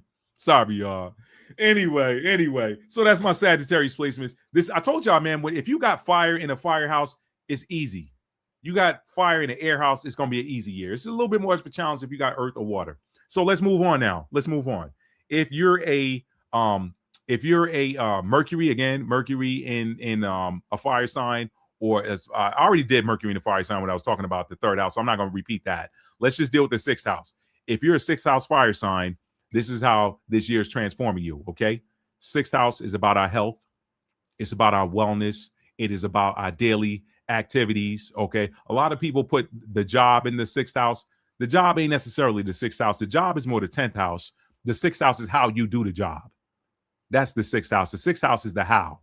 When you're talking about career and work, the 10th house is what. The 6th house is the how. Okay, the details. That's Virgo. So if you've got a 6th house in Aries, you are probably going to find yourself, Aries, again, the energy of the warrior. You're going to find yourself being bold about taking, no pun intended, taking the ram by the, that's taking the bull by the horns, not the ram. Some people say taking the ram by the horns, but you're going to really go on that attack with regards to the way that you do what you do. It's going to be more fiery. It's going to be more passionate. It might rub some people the wrong way, because it's the ram. It may rub some people the wrong way. It's the ram in the house of an earth sign, so it's probably going to burn some stuff down, but it's going to burn it so that the soil becomes nurturing to you. So you're going to be very deliberate about you're going to take your health serious this year. This activation, this Firehorse transformation, Firehorse year transformation is going to it's going to put you on the warpath with regards to your wellness. You're going to go at it. You're going to go at it. You're going to attack things that look like it's standing in the way of you being the healthiest that you can be. anybody that's trying to tell you how to do something, hey, this is what I need done. This is how I want you to do it. The ram horn's coming out. And it's going to happen. Like, you're not going to think about it. This year is transforming you, okay? It's transforming you. So you're going to be very bold, very deliberate with regards to how you show up with regards to your health and your daily activities, okay? You're going to be a little bit more impulsive. Like, you may impulsively reorganize some stuff, okay? For those of y'all that are in a partnership, you live in a house with someone, or, you know, whether you're a spouse or a roommate or whatever, be careful reorganizing that shared space, because you Aries, that ram is impulsive. You may go and you may create a conflict because you don't like the way something is organized, and it ain't necessarily yours. It's a shared space, but because you Aries, a cardinal sign, a leader, that shared space is your space that you sharing with them. Okay, all right. So that's my Aries placements. That's how it's transforming you. You're going to be more bold, more intentional with regards to how you do what you do every day, and with regards to your health. With regards to your health, you're going to be very bold, very intentional. That's not a bad placement for I know it's fire in the earth sign, in an earth house, but that's not bad. That's not a bad one, y'all. That one's a little bit easier. That's a little bit easier. So that's probably just burning up some grass. That ain't burning the whole forest. Okay. So that's Aries. Now, Leo, you got Leo in your 6th house. That's very easy. Again, this is not fire in the 6th house ain't necessarily, it ain't all that bad. It ain't all that bad. It may have something to do with Mercury being primarily air, and then the earth part, you know, the masculine. Well, that's probably what it is. It's that connection, that synchronicity between masculine and, you know, Mercury has two facets. It's got masculine, Gemini, and feminine, Virgo. We're talking about the house is ruled by Virgo, but it's not that bad. And Mercury is Mercury being the ruler of the 6th house. It's about quick. So whatever burn down of the earth energy is happening, it's going to happen quick, and it's going to heal quick. The grass is going to grow again. The flowers are going to come back. The trees are going to come back quickly. Okay, so that's any of them. But with Leo in this house, you're going to this Firehorse year energy is going to make you more creative with regards to how you do what you do on a daily basis. Okay, it's just gonna make you more creative with regards to how you do what you do on a daily basis. Now, you may want to show off. Hey, y'all, look what I did. You may find yourself showing it off more, just not even knowing why. Okay, but you're also going to be more confident. It's going to activate your confidence with regards to your daily task. It's going to make you more confident with regards to your health. Okay, you probably are physically going to get stronger this year. Virgo rules, the 6th house is ruled by Virgo, which rules over the body. You could see an increase in your physical strength this year if you have Leo in your 6th house. So that's a good placement. That's a really good placement. Moving on to Sagittarius. You got Sagittarius in your 6th house, then you could see an expansion in your daily tasks. Okay. I don't know if that's good or bad. Some of y'all tired of working, so I don't know if that's good or bad. You're probably going to see this Firehorse year is going to give you more. It's going to give you more stuff to do on a daily basis. The question is it something that you want to do or something that you don't want to do? Now, Sagittarius energy does not like to be confined. It doesn't like to be boxed in. So I'm guessing it's going to be an increase of things that you want to do. Okay. You're going to see an increase of things that you want to do. Sagittarius, just make sure that you finish one thing before you move on to the next. Okay. Sagittarius is really bad about dropping this and going on to that when this ain't finished yet. Okay. I know the energy. Okay. I do it sometimes. I take y'all around the block to get to the house next door, right? I'm a Mercury and Sagittarius. So, yeah. So you're probably going to see an increase in the and an expansion in what you do daily. Okay.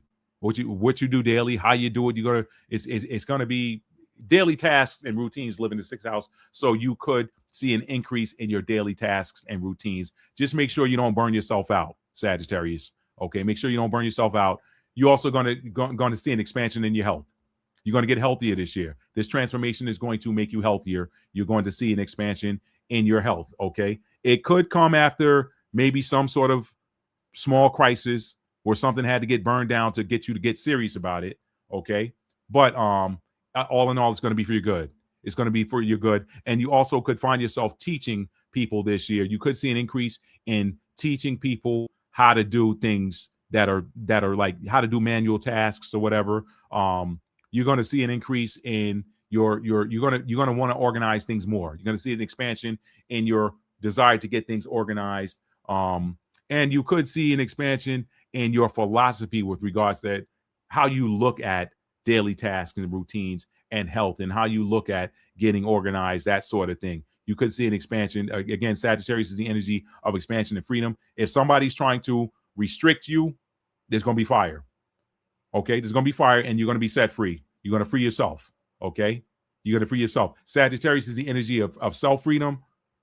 Aquarius is the energy of freedom of others. Okay, that's why Sagittarius and Aquarius, when they get on one accord, they can actually work well together. It's the getting on one accord part for me. Okay, and for a lot of y'all too. So that's in the 6th house. This energy is forcing you to broaden your horizons. Again, you could be teaching. You could be teaching about health. You could find yourself teaching about health this year, how to get healthier. You could be teaching people things like that, of that nature, or sharing information on that. Okay, all right. And you could grow in wisdom and enlightenment. Some things might just start coming to you with regards to your own personal health and the things that you do on a daily basis. They could just start coming to you. You're like, wow. Okay, that's the higher mind, that higher consciousness. Let's move on to the 7th house. Okay, 7th house. If you've got a 7th house fire sign or Venus in a fire sign, we're going to deal with the partnership part of it. Okay, we dealt with the material part of it in the 2nd house. We're going to deal with the partnership part of it now. So if you are a Venus in Sagittarius, let's deal with that first. If you're Venus in Sagittarius, this is fire activating an air house. This is going to be good for you. It's going to be good for you. Okay, may not be good for a partner that you're in a relationship with. That may or may not be good for them, but this is ultimately going to be good for you. You are looking to set yourself, if you've been feeling like you've been holding yourself back in relationships, or you've been confining yourself or allowing yourself to be restricted, this is going to happen not by choice. The universe is going to transform your relationships. They're going to transform whether you like them, whether you want them to or not. And it's going to be for your good. It's going to be ultimately for your good. I can't speak for how that's going to be for your partner, because the 7th house is about balance. So this, you could find yourself being balanced. Why did I skip over Venus and Aries and go straight to Venus and Sagittarius, y'all? I was looking at the word Sagittarius. It just hit me. Well, I'm just going to go backwards with it. Okay, I'm going to reverse this time. Your Venus and Sagittarius, you're going to see perhaps an increase in your relationship dynamic could expand. It could expand. You could also be getting some higher knowledge with regards to relationships, and just anything that constricts you or makes you feel like you're confined in a relationship.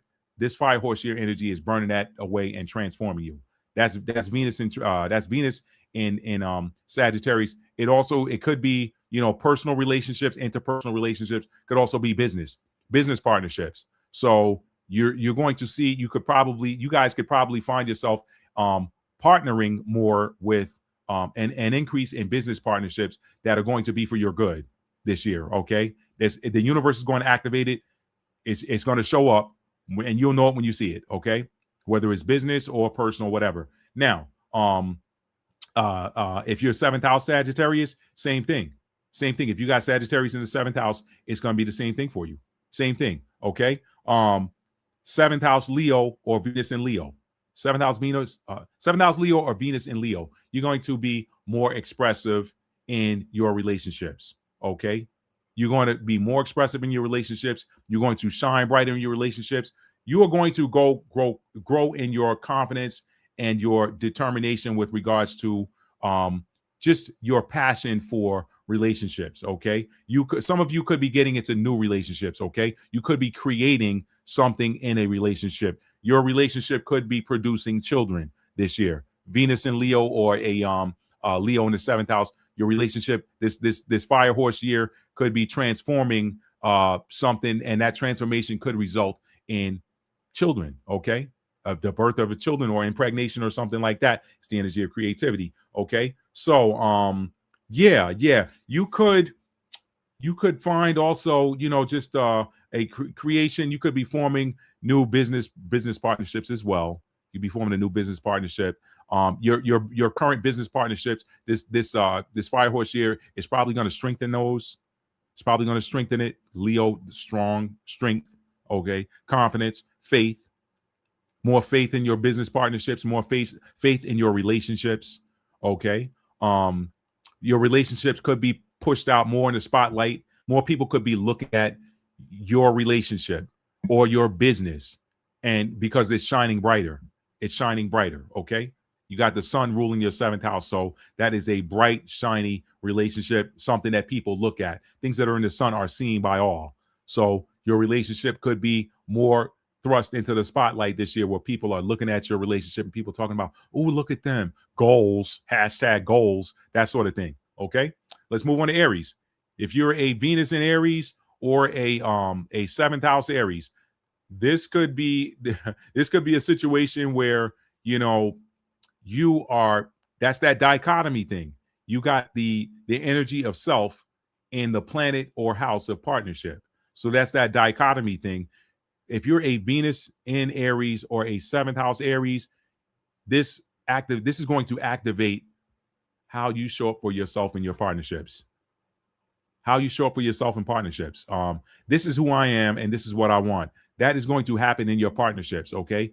Now, that again, that is a bit of a dichotomy. So it's going to be good for you, but it may not be good for your partner.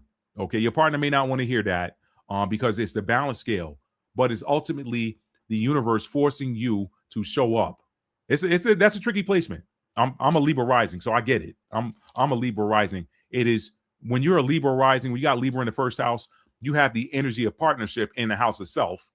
So which in turn makes you selfless. When you should be selfish, you're selfless. But then when you go into partnership energy, it's like, okay, that's where you want to be selfless, but you tend to be more selfish. It has to happen. That's how the universe, people with Libra in the first house, you are here on earth to help balance things. The only way you can help others balance or help balance energy in the earth is to learn it for yourself. And it takes a while to learn, okay, when should I be giving versus when should I be taking for myself? So this can be a tricky placement for you. Even though fire and air are harmonious, this could be a tricky placement if you're an Aries, a Venus in Aries, or a seventh house Aries. This could be a tricky placement for you, but it is transforming the way you show up for yourself in partnerships. So this Firehorse energy is going to transform the way that you show up in partnerships. You're going to be more bold in expressing what you want out of a partnership. You're going to be more bold in it, and it could be a business partnership or a romantic relationship, married, whatever. It's so funny, y'all. I'll as much as I value my privacy, sometimes I realize that I've got to give y'all examples to illustrate what I'm talking about.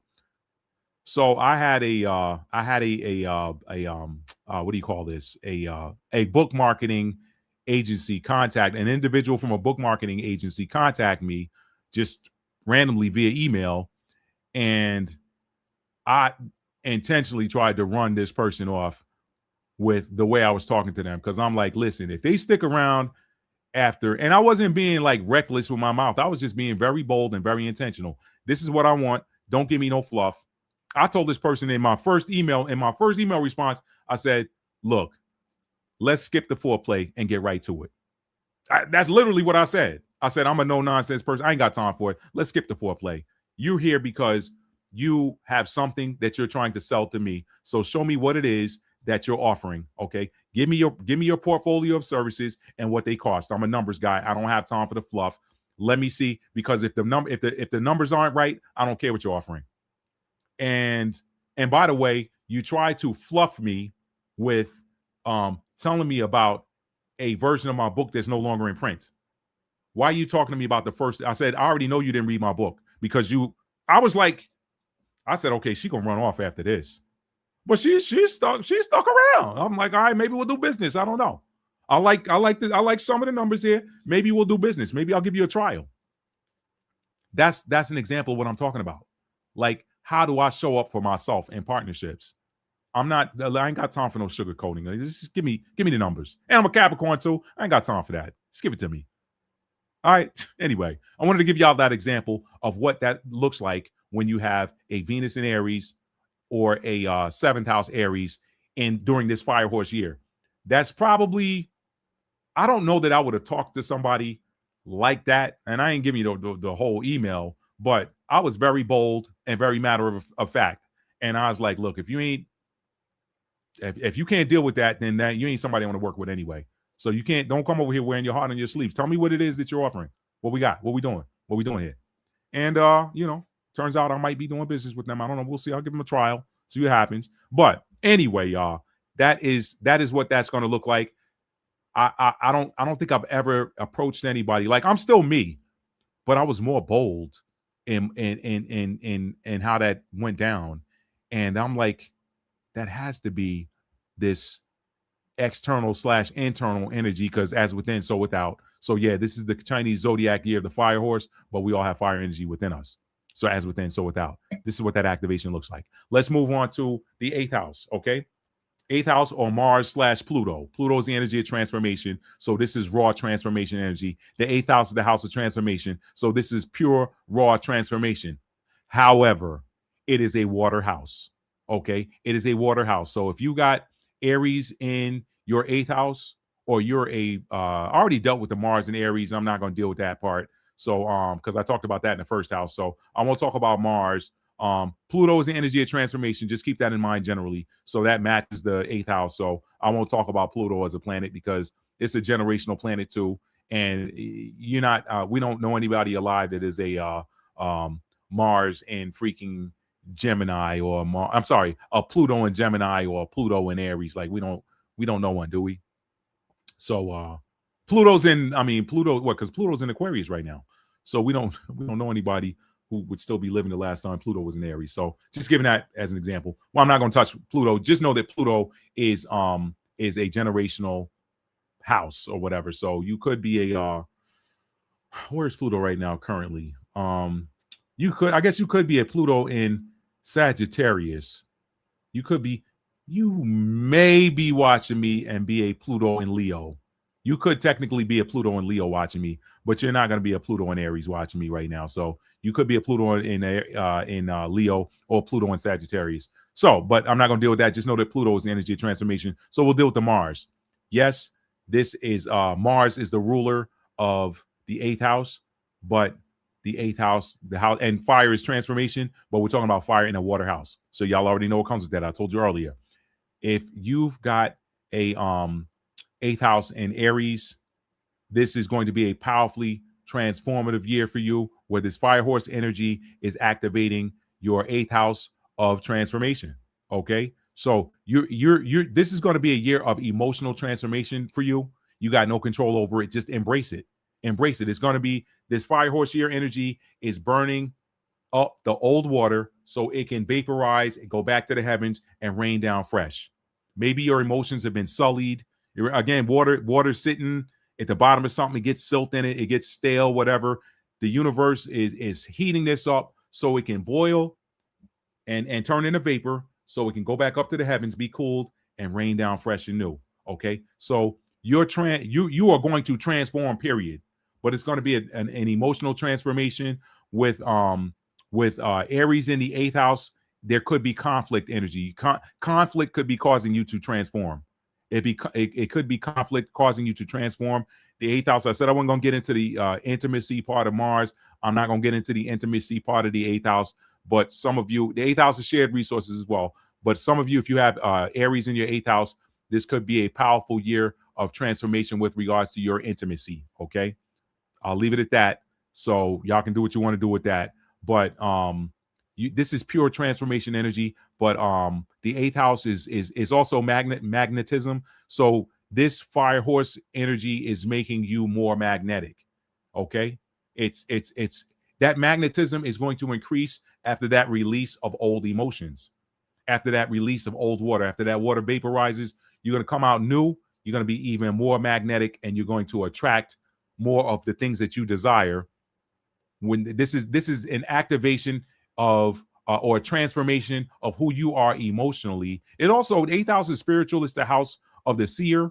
Okay, so I also sometimes see eighth house Aries as spiritual warriors. Okay, so this could be an activation of your spiritual warfare tool because you have the sign of the warrior Aries in a house that's ruled by Scorpio.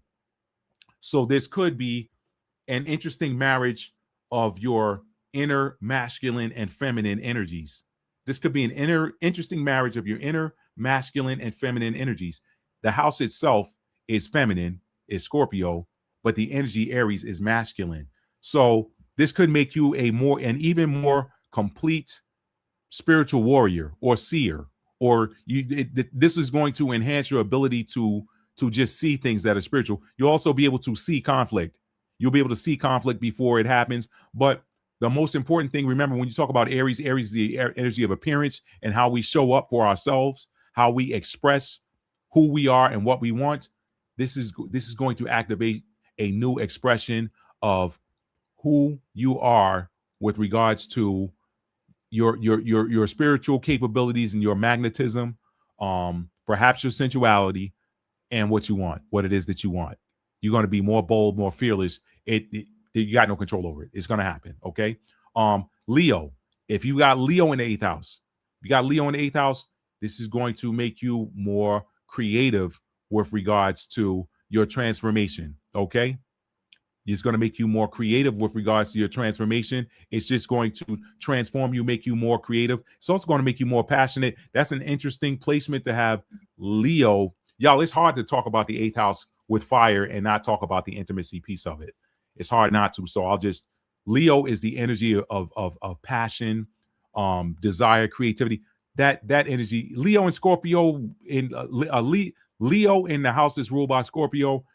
That's going to make you even more attractive, more magnetic. But again, there could be some turmoil there. But the Leo placement is a little bit softer. It's a little bit softer than the Aries placement. Aries is pure conflict energy. Leo is passions, fun, creativity. So you're probably going to find yourself becoming more transformative and finding new creative ways to transform yourself. And it's not, again, it's the universe doing it. I didn't talk about this, but it's also the house of shared resources. So this could be an activation of shared resources or inheritance. You could have Aries. I'm going back to Aries for a second.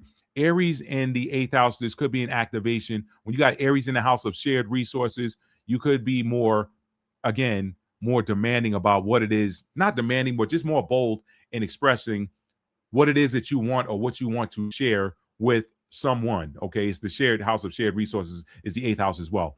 Same with Leo. You could be more expressive with regards to, how you want to share things, how you want to share resources, and you're going to find more creative ways to become even more magnetic.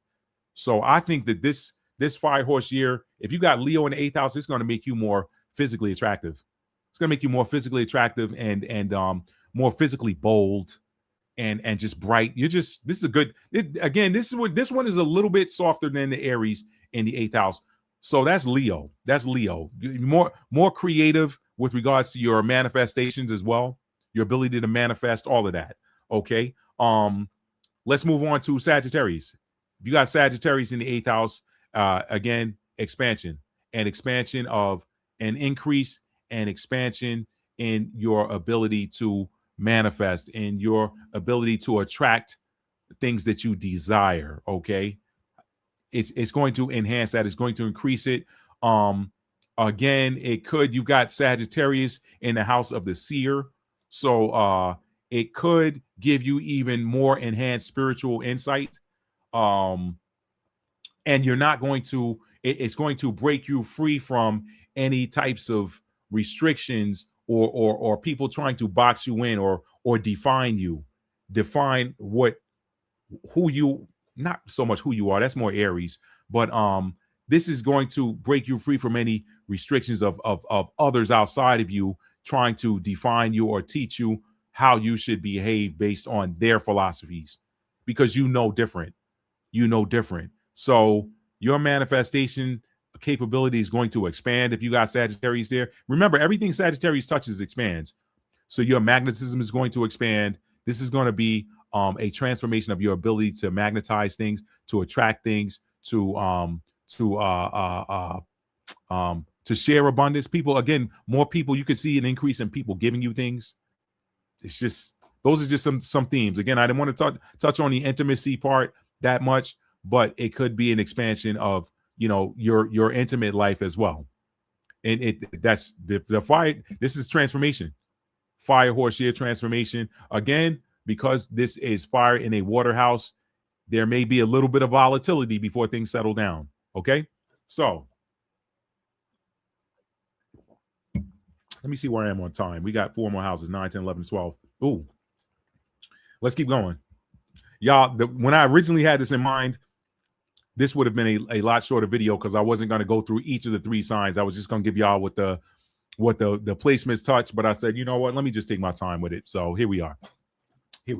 So 9th house or Jupiter. 9th house or Jupiter. If you are a Jupiter in Aries or a Aries in the 9th house, that is 9th house is naturally fire because that's Sagittarius energy. So again, this is harmonious transformation period for you. There's going to be some harmonious transformation. Aries in the 9th house. Listen, you may travel just to show up. You may travel just to show up. Hey, y'all, I'm here. I got on this plane. I flew over. I had an 18-hour flight to get here. I'm here. Okay. I'm here to teach. This is what I'm going to be teaching y'all today. Okay. All right. You may also, it's also going to transform you and make you more bold with regards to perhaps your bold in your expression and saying who you are with regards to how you view religion in the world or how you view world matters that are that have to deal with foreign things. Some of y'all may be even more bold and passionate just about showing up and stating, you know, just being intentional and being fearless on sharing your opinions on world matters. Okay. Things that are outside of the country, so to speak. International. What else with Aries in this 9th house? Again, you may be more bold again in teaching some of these themes that have to deal with the 9th house, the higher mind. This is it could transform how you see yourself with regards to the higher consciousness. It could also transform your self-image with regards to matters that are of knowledge and wisdom, and make you fearless in expression of the things that you know. I know this. Not only do I know this, I have experienced it. That's the difference between Gemini and Sagittarius. Though they share the same axis, Gemini knows by what they're taught, by what they learn. Sagittarius knows by what it experiences. Okay? There's 180 degrees of separation between Gemini and Sagittarius. By the time Sagittarius shows up, they're teaching you based on their experiences. So you could be showing up to teach others about your experiences if you got Aries in the 9th house or now Jupiter in Aries. This is going to activate an increase in your gifts with regards to your appearance. Okay, you may appear more beautiful. You may see an expansion in your looks, but you also could see an expansion in your general overall boldness and fearlessness. Okay, it could make you more feisty. If that happens, it's for a reason. So some of y'all this could be warrior mode activated. If you're a Jupiter in Aries, you're already gifted at dealing with conflict anyway. You're gifted at it.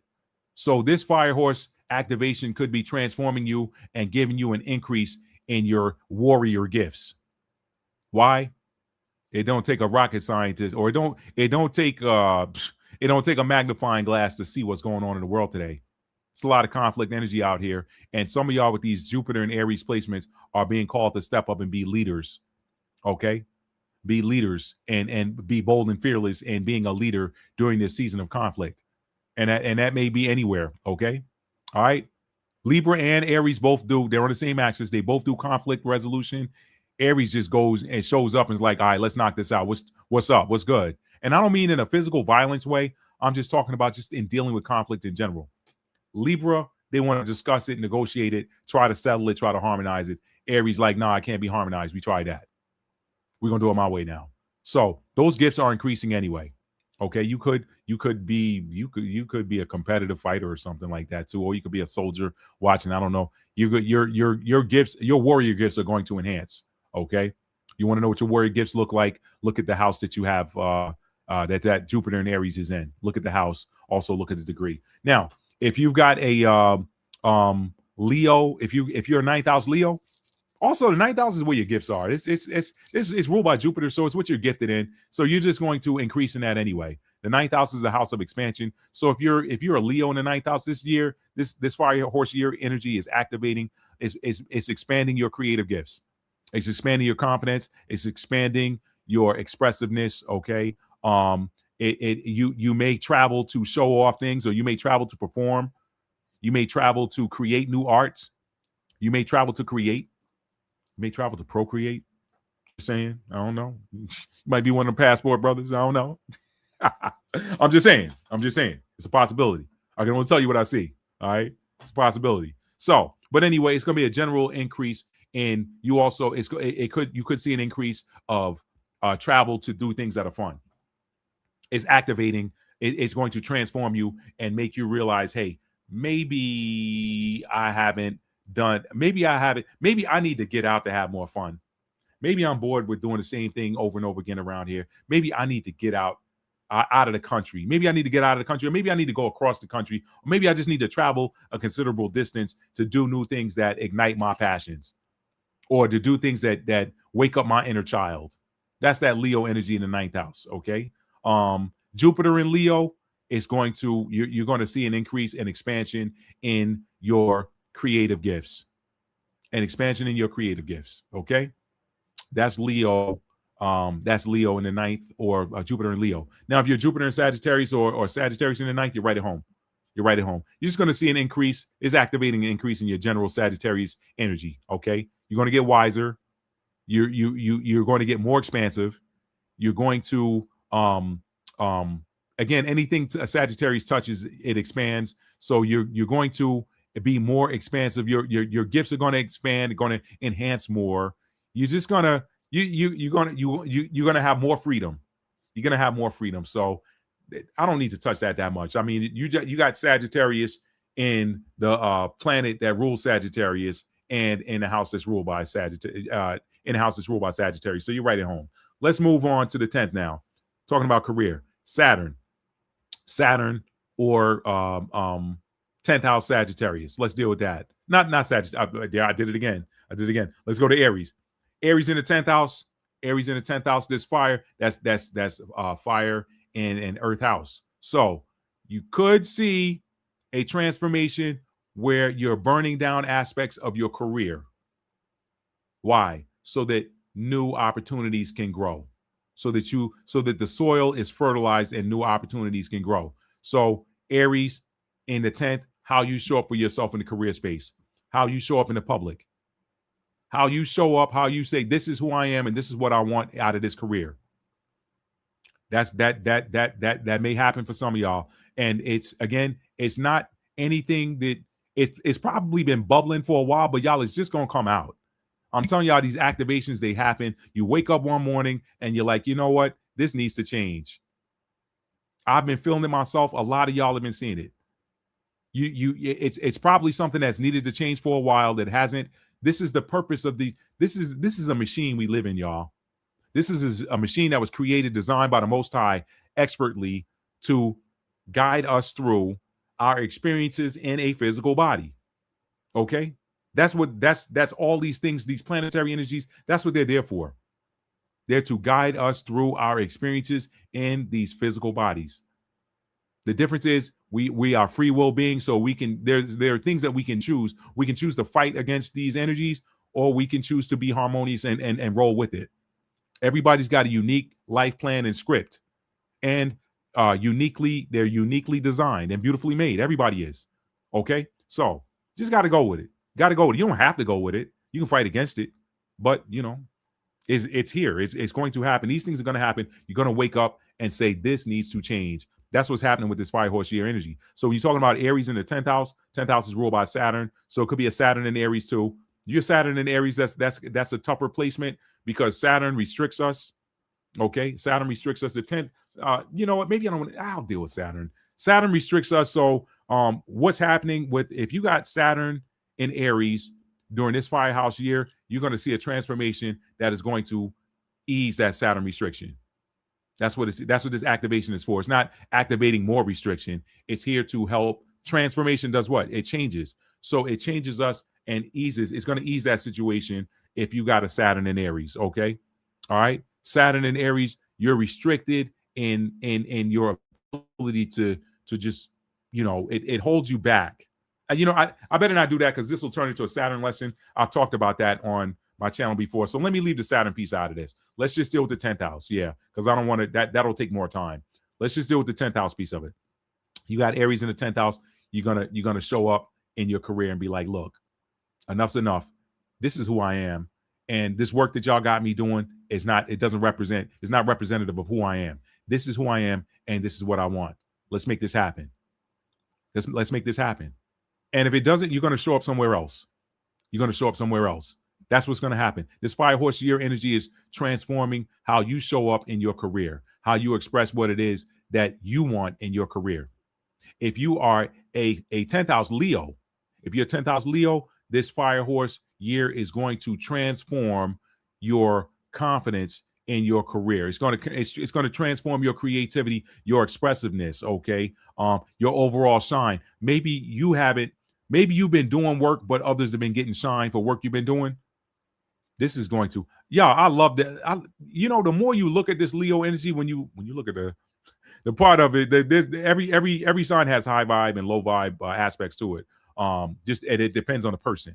But when you look at that high vibrational Leo energy, it's beautiful, y'all. It really is. Like it's as beautiful as the sun. It's as beautiful as the sun. So when you talk about Leo in the 10th house, this Firehorse year energy is going to transform your passion for your career. It's going to transform your passion for your career, your creativity in the eye. It's going to transform how you appear in the public. I know appearance is like Aries energy in the first house, but everybody sees the sun. So you're going to shine brighter. This is going to be a transformation of how you shine in your career. Your career achievements are going to become more shiny. You're going to shine brighter, more. You're going to draw more attention. If you have Leo in your 10th house, this Firehorse year energy is going to transform your career and put more eyes on you. You might as well get ready for it. You might as well get ready for it. Get your mind wrapped around it. You're going to have more eyes on you with this Firehorse energy year. Okay. And again, that's not a bad burn down. You got fire in an earth house, fire in an earth house, but that's not a bad burn. That's not a bad burn. That's the sun. That's the sun. If anything, the sun makes earth grow. All right. Maybe I didn't say that right earlier. Maybe when I was talking about the burn, maybe the scorched earth is more Aries and Sagittarius. But when you talk about Leo, the sun when you talk about Leo in an earth house, the sun makes the earth grow. It makes it grow. So you're going to see a growth in your career if you got Leo in the 10th house. I love that for y'all. I love that for y'all. Okay. If you got Sagittarius in your 10th house, guess what? Your career is going to expand. This Firehorse year energy is going to cause your career to expand. There could be a little bit of scorched earth there to make that happen, but I don't think it's going to be that bad. The 10th house is ruled by Saturn, so it's already 10th house is already heavy. It already comes with expectations and that sort of thing. But again, with Sagittarius, you're breaking free from the expectations of others. You're breaking free from the expectations of others. So this could be a little bit of fire, but it's going to be for your ultimate highest and best good. You're going to see expansion and growth in your career.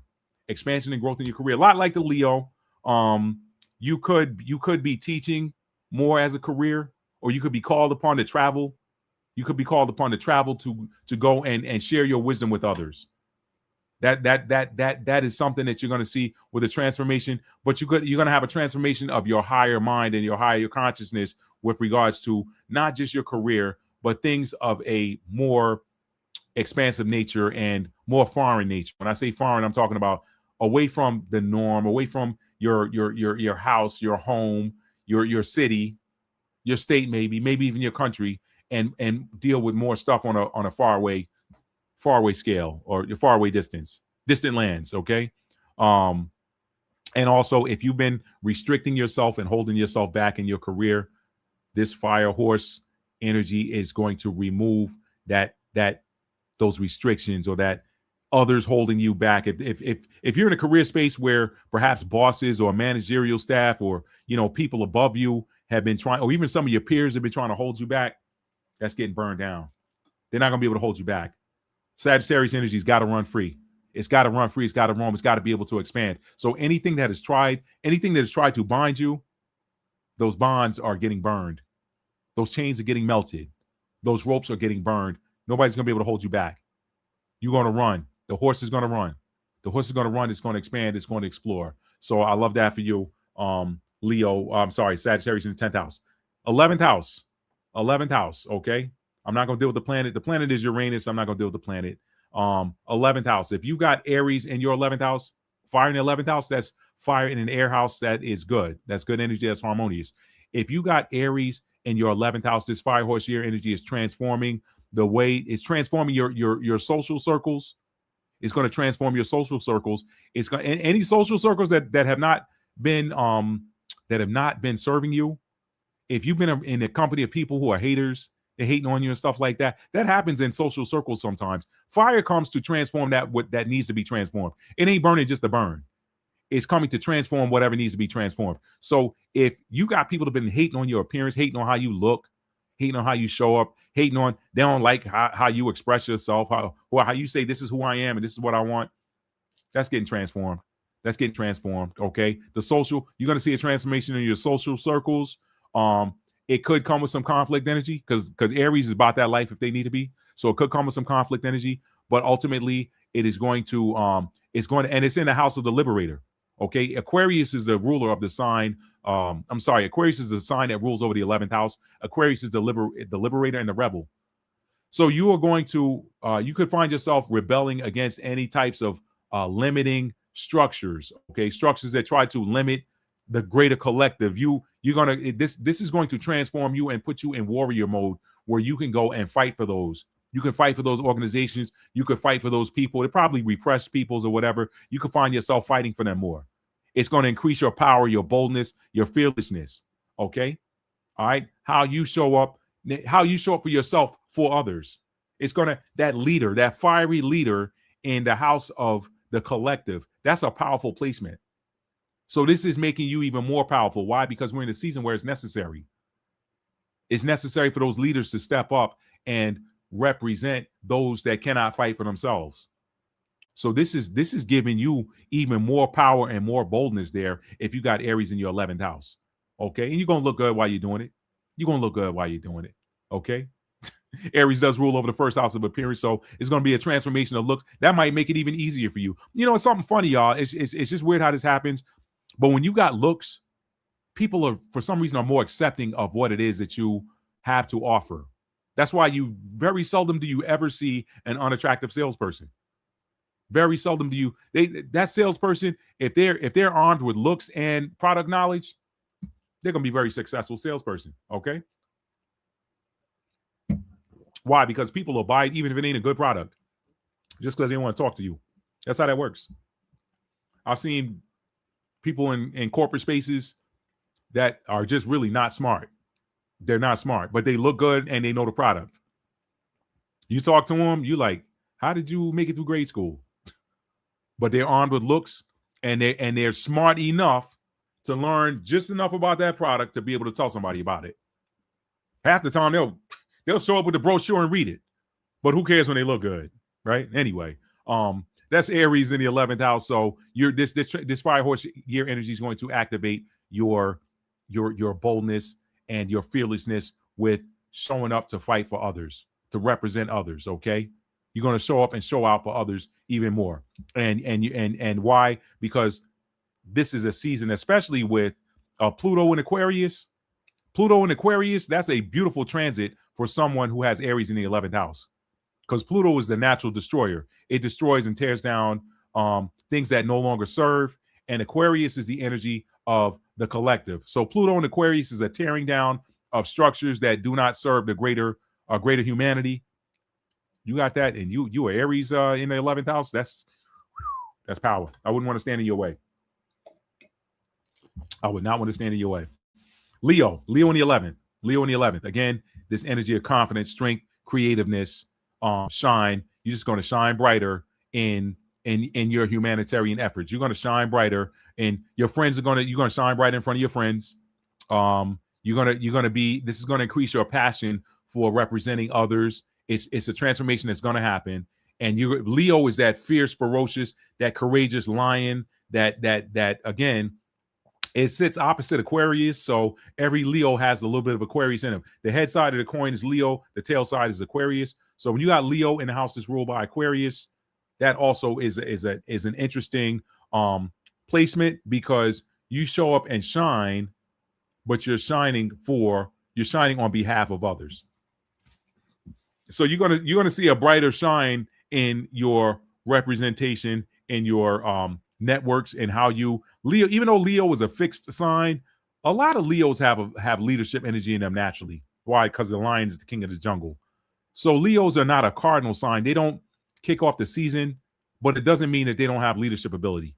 A lot of Leos are in leadership positions. Okay, it's that lion. I'm going to be that lion for everyone else. That's a good place for you. You're going to shine bright there. Okay. And then if you got Sagittarius in the 11th house, guess what?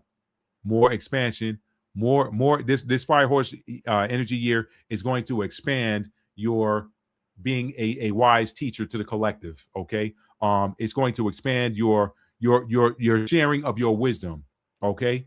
Your sharing of your wisdom. You may also go off to represent others, or you may go off to work with groups, or you may go off to obtain share wisdom with groups outside of your locale. And Sagittarius, every Sagittarius has some Gemini in it. So sometimes Sagittarius travels to learn. Sometimes they travel to learn. Okay, just like I told you, Sagittarius and Sagittarius in Mercury, or Sagittarius in the 3rd house is the energy of the teacher in the student environment. Okay, but the opposite is true as well. The opposite is true as well. Sometimes when you're Sagittarius, you travel to go learn new things. That's just how that works. I don't know a Sagittarius that doesn't like to learn. They love knowledge. They take knowledge and turn it into wisdom. That's Sagittarius. So that could be something where you are going to expand these groups that represent the greater collective. It's like, okay, now I'm not doing the structure thing, the government structure thing that you see with 10th house energy or Saturn energy. I want to go represent. I want to be that Uranus. So remember, the 11th house is ruled by the planet Uranus, which is sudden, unexpected activity. So some of y'all could be suddenly, unexpectedly you could be like out of the blue on a plane going to go do something to help others or to represent others by sharing your wisdom and your experiences. That's something that you may see activated with this Firehorse year. Okay. And it's just going to happen. And you're going to be like, wow, that happened. Yeah. That's the energy of this year. It's very Uranian. It's very Uranus-like. This is a beautiful time to be alive. We're living in the season where we are breaking free from the chains that have bound humanity for a long time. We're here being a part of that activation. That's beautiful.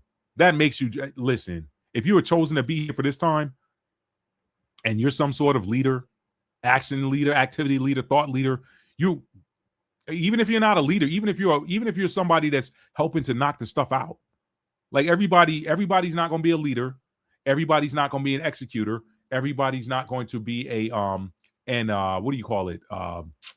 The adapters, like the mutable signs help people to adapt to change. Like you're talking about your Virgo, your Pisces, your Gemini, and your Sagittarius energy. They're the adapters. They're the ones that are mutable. They're like, hey, listen, I can adapt to any situation. So if you're here, you're here serving a positive. This is just I get excited about this time because I'm seeing this stuff happen. I talk about it on this channel, y'all. Anyway, let me get on off of that. So that's your Sagittarius in the 11th house. This Firehorse year energy is activating the expansion and growth of anything that you do for the collective. Okay, you could also see your friends group or your friend circle grow, your social circles grow. You could see an expansion in those circles as well. So And last but not least, let's deal with that 12th house. That 12th house. If you got Aries in the 12th house, Aries in the 12th house, Aries the warrior, how you show up. But the 12th house is like the unseen, the spirit realm, the subconscious mind. I love to call it the bridge between the spirit and the physical, spiritual and physical, heaven and earth. The physical and the non-physical, the tangible and the intangible. The 12th house is the psychic. So if you got Aries in the 10th house, 12th house, you're a psychic warrior for starters. Okay, you could be somebody that's like, what do they call it? A prayer warrior. You could be somebody that goes to war in prayer and intercession, interceding for others and stuff like that. So, but again, Aries, when we talk about Aries, we're talking about the energy of this is who I am and this is what I want.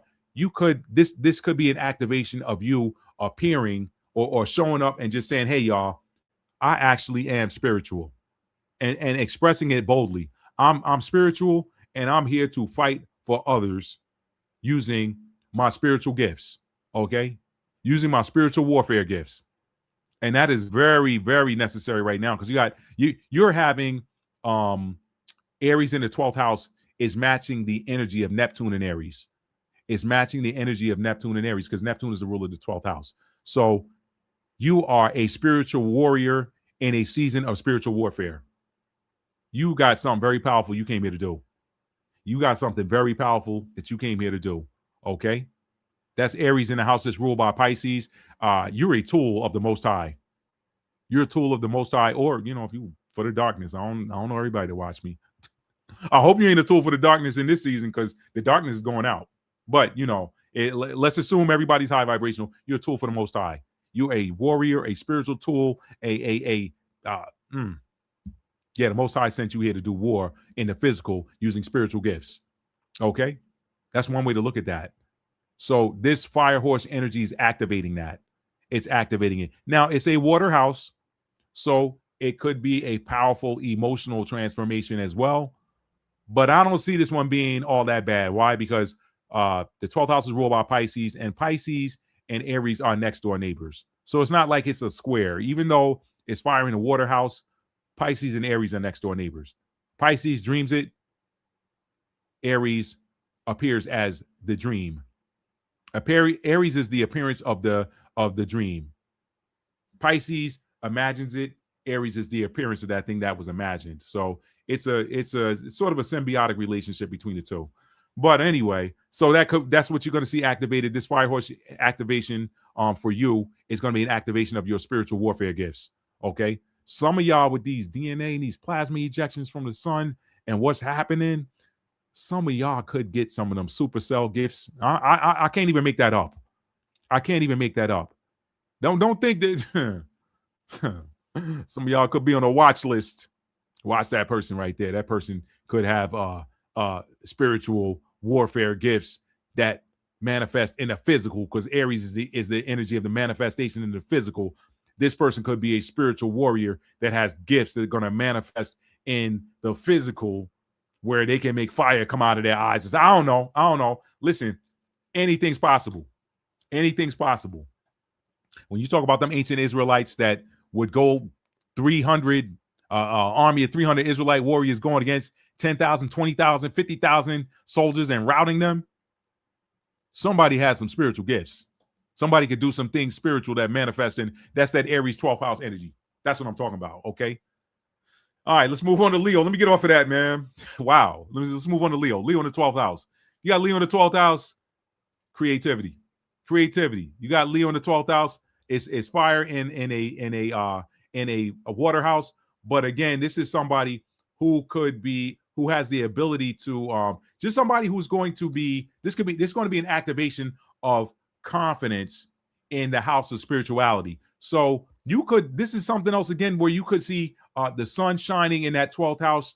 That is that could be the enlightenment or the spotlight now shining on your ability as somebody who is spiritual or you having spiritual gifts. Okay, you too, like Aries, you probably have spiritual gifts now that are spiritual psychic gifts. Telepathy lives in the 12th house too. So you could just be creative with how you communicate spiritually. But but just expressive. You could find yourself getting downloads for things that you want to. Your downloads, they come from the 12th house, so you could see yourself getting these spiritual downloads that are for things that you want to create. Like it's like, oh, like you may create something and it was nothing that anybody showed you. You didn't see it in a book. It came as the result of a download. And it's going to increase your confidence. Okay. It's going to increase your confidence with regards to your spiritual gifts and your spiritual capabilities. Okay. You could be somebody who's thrust into the spotlight now of you could be somebody that is spiritual that's thrust into the spotlight, or your spiritual gifts that were hidden before, because the 12th house is the house of things that are hidden, but Leo is ruled by the sun. So perhaps this Firehorse year activation is turning on your spiritual gifts for others to see. Like you can't, even though the 12th house is where things are hidden, when you put the sun in the 12th house, if you got Leo, then the sun rules your 12th house. When you put the sun in the 12th house, things that were hidden are now on display. So if you've been trying to hide these gifts, this Firehorse year activation is going to force them out. And because this is fire in a water house, it may be uncomfortable, but it's for your highest good.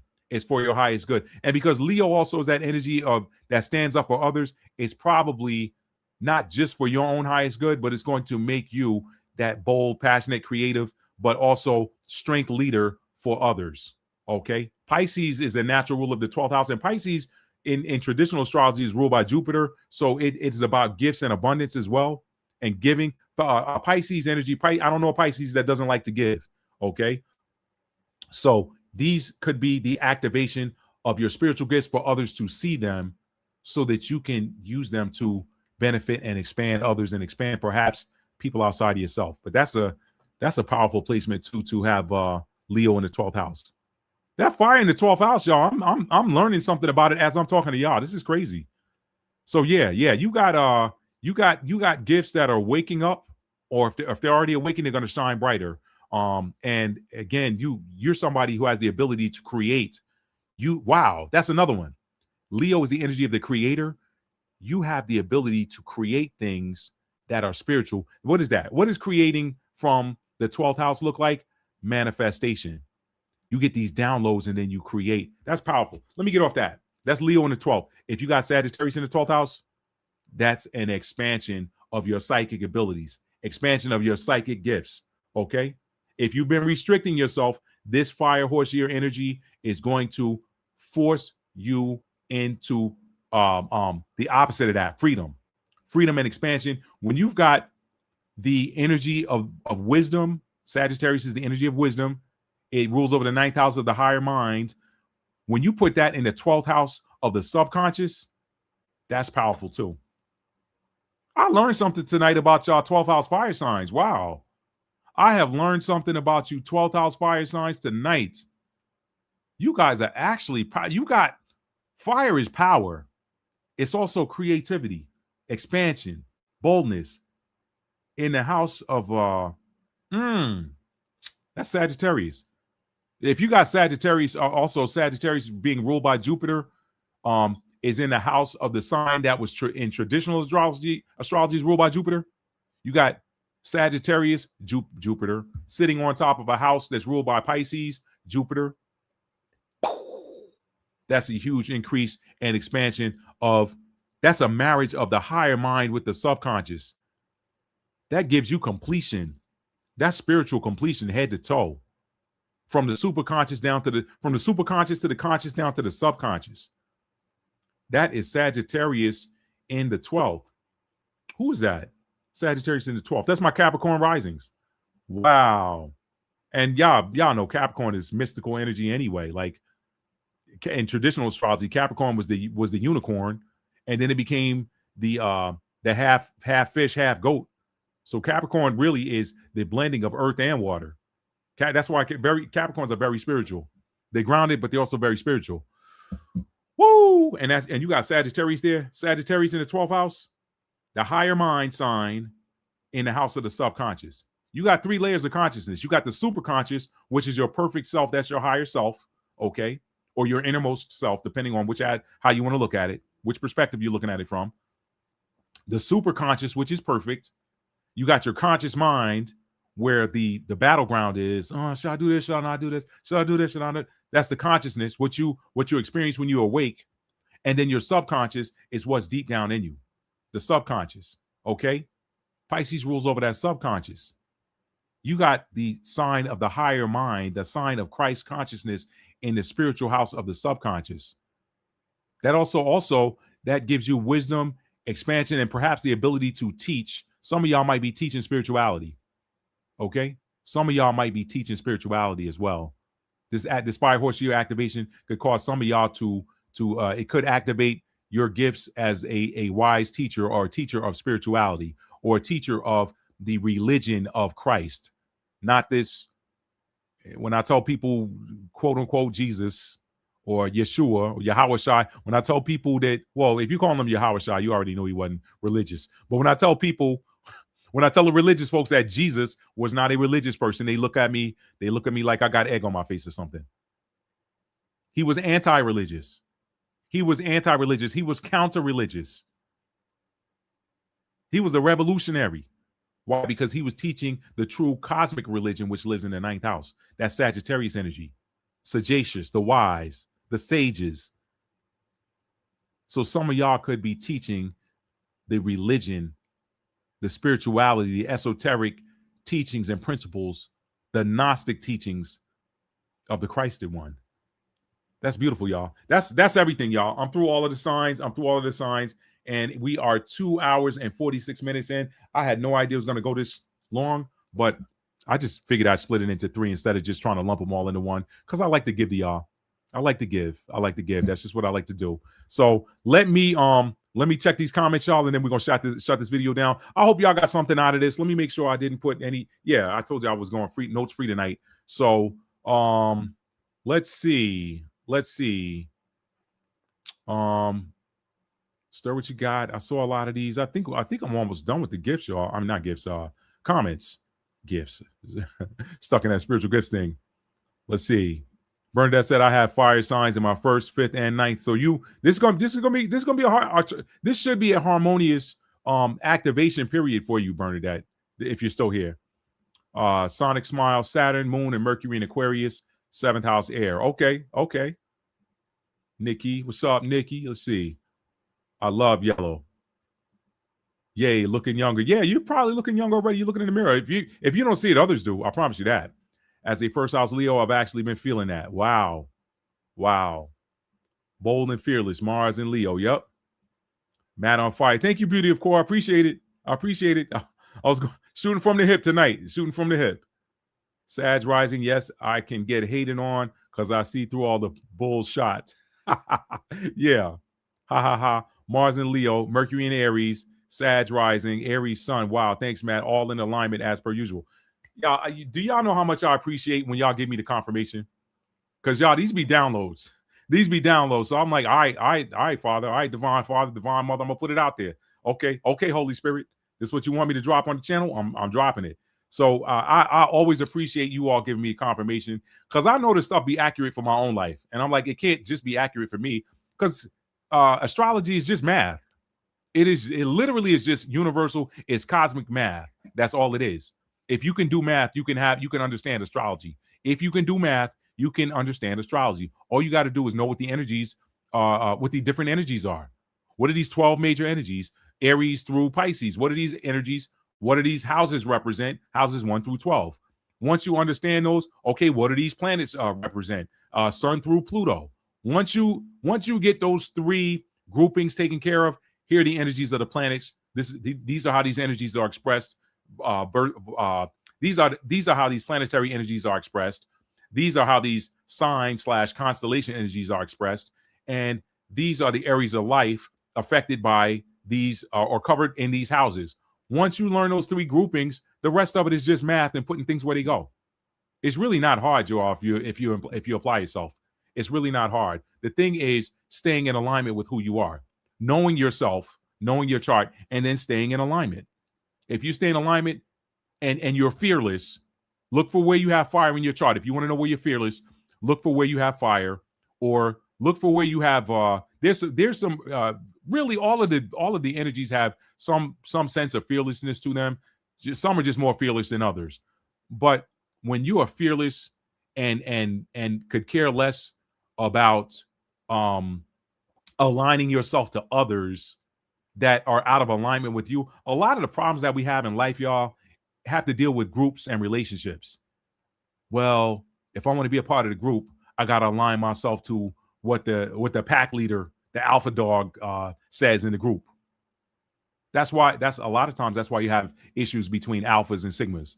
If you're alpha male, alpha female, or I'm sorry, if you're a sigma male, sigma female, a lot of times you come across as intimidating to alpha males and alpha females. And that's no knock on alpha males and alpha females. Everybody got their thing. But the thing is, you are not influenced by the pack mentality.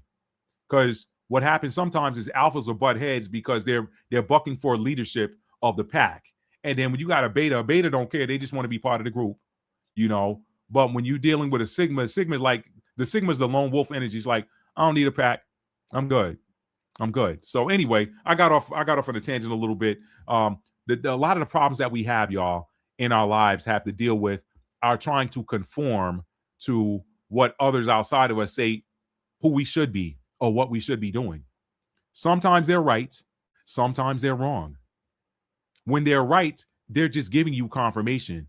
When they're wrong, then there's conflict, because then you have to decide, that's not what I feel inside, but I don't want to be looked at funny, so I'll just go along to get along. Or you'd be like, bump them, man. I'm gonna go do my own thing. I'll find my tribe. My tribe will find me.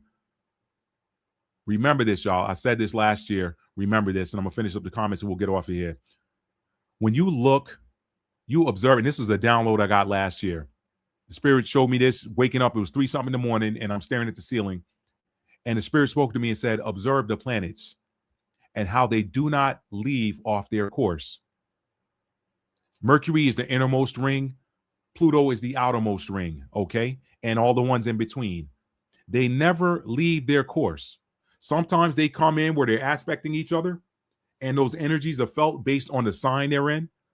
If it's a harmonious sign, if you got Mars and Venus passing by and both of them are in the same sign, or they're in complementary signs, it's going to be a harmonious transit. But this too shall pass, because guess what? Once they get outside of a certain degree distance between each other, they don't feel those energies anymore. But none of these planets try to change the other one.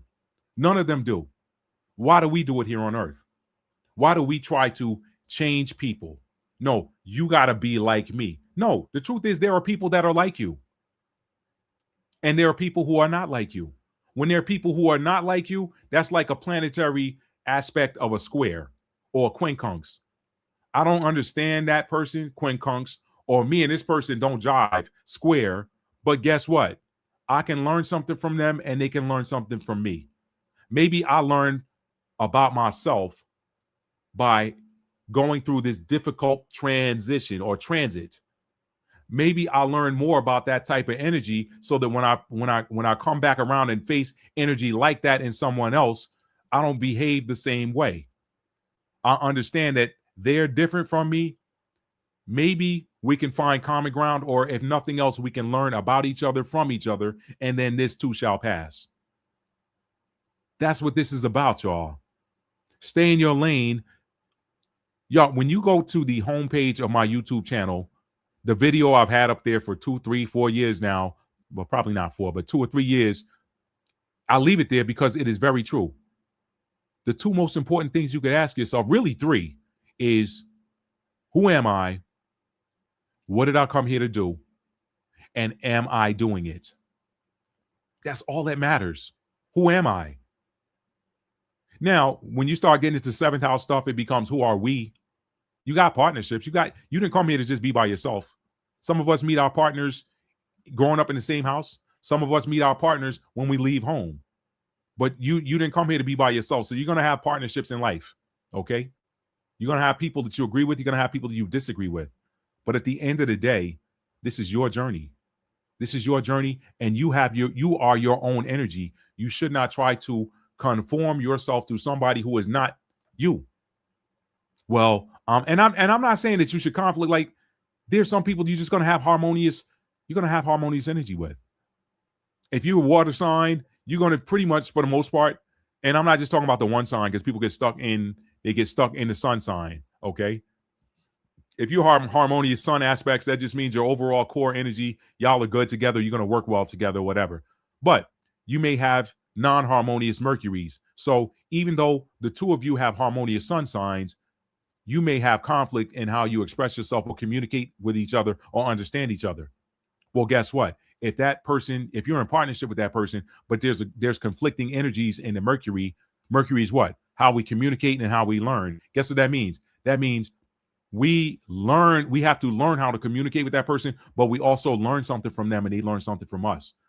These partnerships are formed in the ether before we get here. That's what y'all have to remember. Nothing is by chance. You don't chance meeting anybody.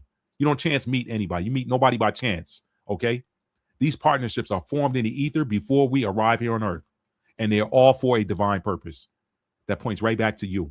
All right? Let me get back in these comments, y'all, because I'm getting red-eyed and I'm gonna have to get off here in a minute. All right. Let's see. Where did I leave off?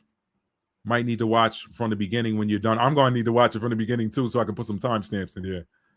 I got caught up watching Straw on Netflix. Boy, was I crying. I don't know what Straw is. I might have to check that out. The ancestors protecting me. Yep. Self-love first. Yep. How you going to love somebody else when you don't love yourself? Yep. Sag in the 6th. And yes, I need to finish things. Yep. But that's all the Sagittarius placements, really. Wherever you got Sagittarius, you could be prone to drop one thing before you finish it and move on to something else. That's the nature of Sagittarius energy. You really have to learn to focus when you have Sagittarius placements. Matt, you cracked me up. Aries, Sun, Libra, Moon, just how we do it. And while Jupiter in Aries, Leo in 9th, and I moved to Costa Rica, and I'm dedicated to fun for the first time in my life. And I'm wow, beauty, of course. See how these things come together. 11/11, make a wish. She says she's still here. Thank you, Bernadette. Thank you, Mr. Toff, in the chat. This was the one. I appreciate y'all. Thanks, Matt. Powerful discussion. Thank y'all. Thank y'all so much. Top 5 lectures for me. Thank you, Jojo. I appreciate it, man. I do. Matt, looking at Jupiter and Leo for a future lesson. Sphinx of Giza connection and September 23rd, 2017. Revelation 12 and 1 through 2 sign. Jupiter enters Leo June 30th, 2026. Sonic Smile, I'll tell you what I'm going to do. I'm going to pray that another content creator covers that, and then I'm going to watch it. That is if I don't get a download, everything I do is based on inspiration, including writing books. I got to be inspired. If I'm not personally inspired to do it, I'm just not going to do it. I'm being honest. I'll help somebody else if I'm led to do so. But if it's not a divine inspiration that was given to me, that's somebody else's bag. But I appreciate the suggestion. It doesn't mean I'm not open to suggestions, but the suggestion got to resonate with me. And those, I'm just going to be honest with you, they don't. Now Jupiter and Leo, I mean, I'm going to do a whole Jupiter series. So, in fact, I think I did. I think I got a. Y'all, I made all my astrology stuff private because I was trying to do something with Patreon, which I'm shutting that down. I'm going to shut down that Patreon. So I'm going to bring that back in. But I do recall doing a Jupiter series. So I covered Jupiter. I'm pretty sure I covered Jupiter and Leo in that. I got to go back and look at that video. But Sphinx of Gizeh, if it don't come to me via a download, it's just not going to happen. So I appreciate you, beautiful core. I do. So y'all can see the eyes are very red. I gave up. I stopped. I threw my last bottle of red eye stuff out because I'm like, I have less and less faith in pharmaceuticals, y'all, including my eyes. Like what I've noticed a pattern is that when I put the drops in for vanity's sake, because I don't want to be on camera with red eyes, because I tend to do these at night. When I put the drops in, I notice I have to wear these readers more after that. But when I go 2 weeks or whatever, a week, 2 weeks, and no red eye stuff, my eyes might be red. Yes, a little vain, but I don't need to use the readers. So I get more of my, I don't know what it's doing, but I just don't use it anymore. So anyway, y'all have a great night. Listen, tell somebody you love them and mean it. How do you mean it? Oh, by the way, let me say this. If you haven't done so, please hit that like button for me on the way out. And if you're new to the channel and you like being entertained, educated, uplifted, and inspired, hit that subscribe button and make sure you set your notification bell to all so you'll be notified when I upload new content. And y'all, listen, tell somebody you love them and mean it. How do you mean it? You have to show it. Love is a verb. It's a noun as well. But when we focus on the verb, guess what? The noun always takes care of itself. And y'all, I told you all 2025, I talked about authenticity. 2026 is about alignment. And this is why I did this video tonight. I want you guys to remember the biggest takeaway from this is to embrace the changes that are coming into your life, because they're coming from the universe. They're coming from the divine. It is part of your divine script. It is part of the divine plan for your life. We're all here under the same portal energy. This year of the Firehorse is transforming each and every one of us, okay? And it's doing it rapidly. So embrace the changes. You'll like your new self better. I promise you that. I promise you, you will like your new self a lot better than the old version, the old outdated version, okay? Embrace these changes. Embrace them. They're upgrades. They're going to make you better. If you lose friends along the way, it was time for them to go, okay? You're going to gain new friends where you lost the new ones. And if you lost friends a long time ago, you never know. They're on their own journey. Y'all could find yourselves on a matching frequency again. You just never know how life goes and what it brings. So I thank y'all again. All y'all have a wonderful night. And I'll see y'all in the next live stream, family. Peace.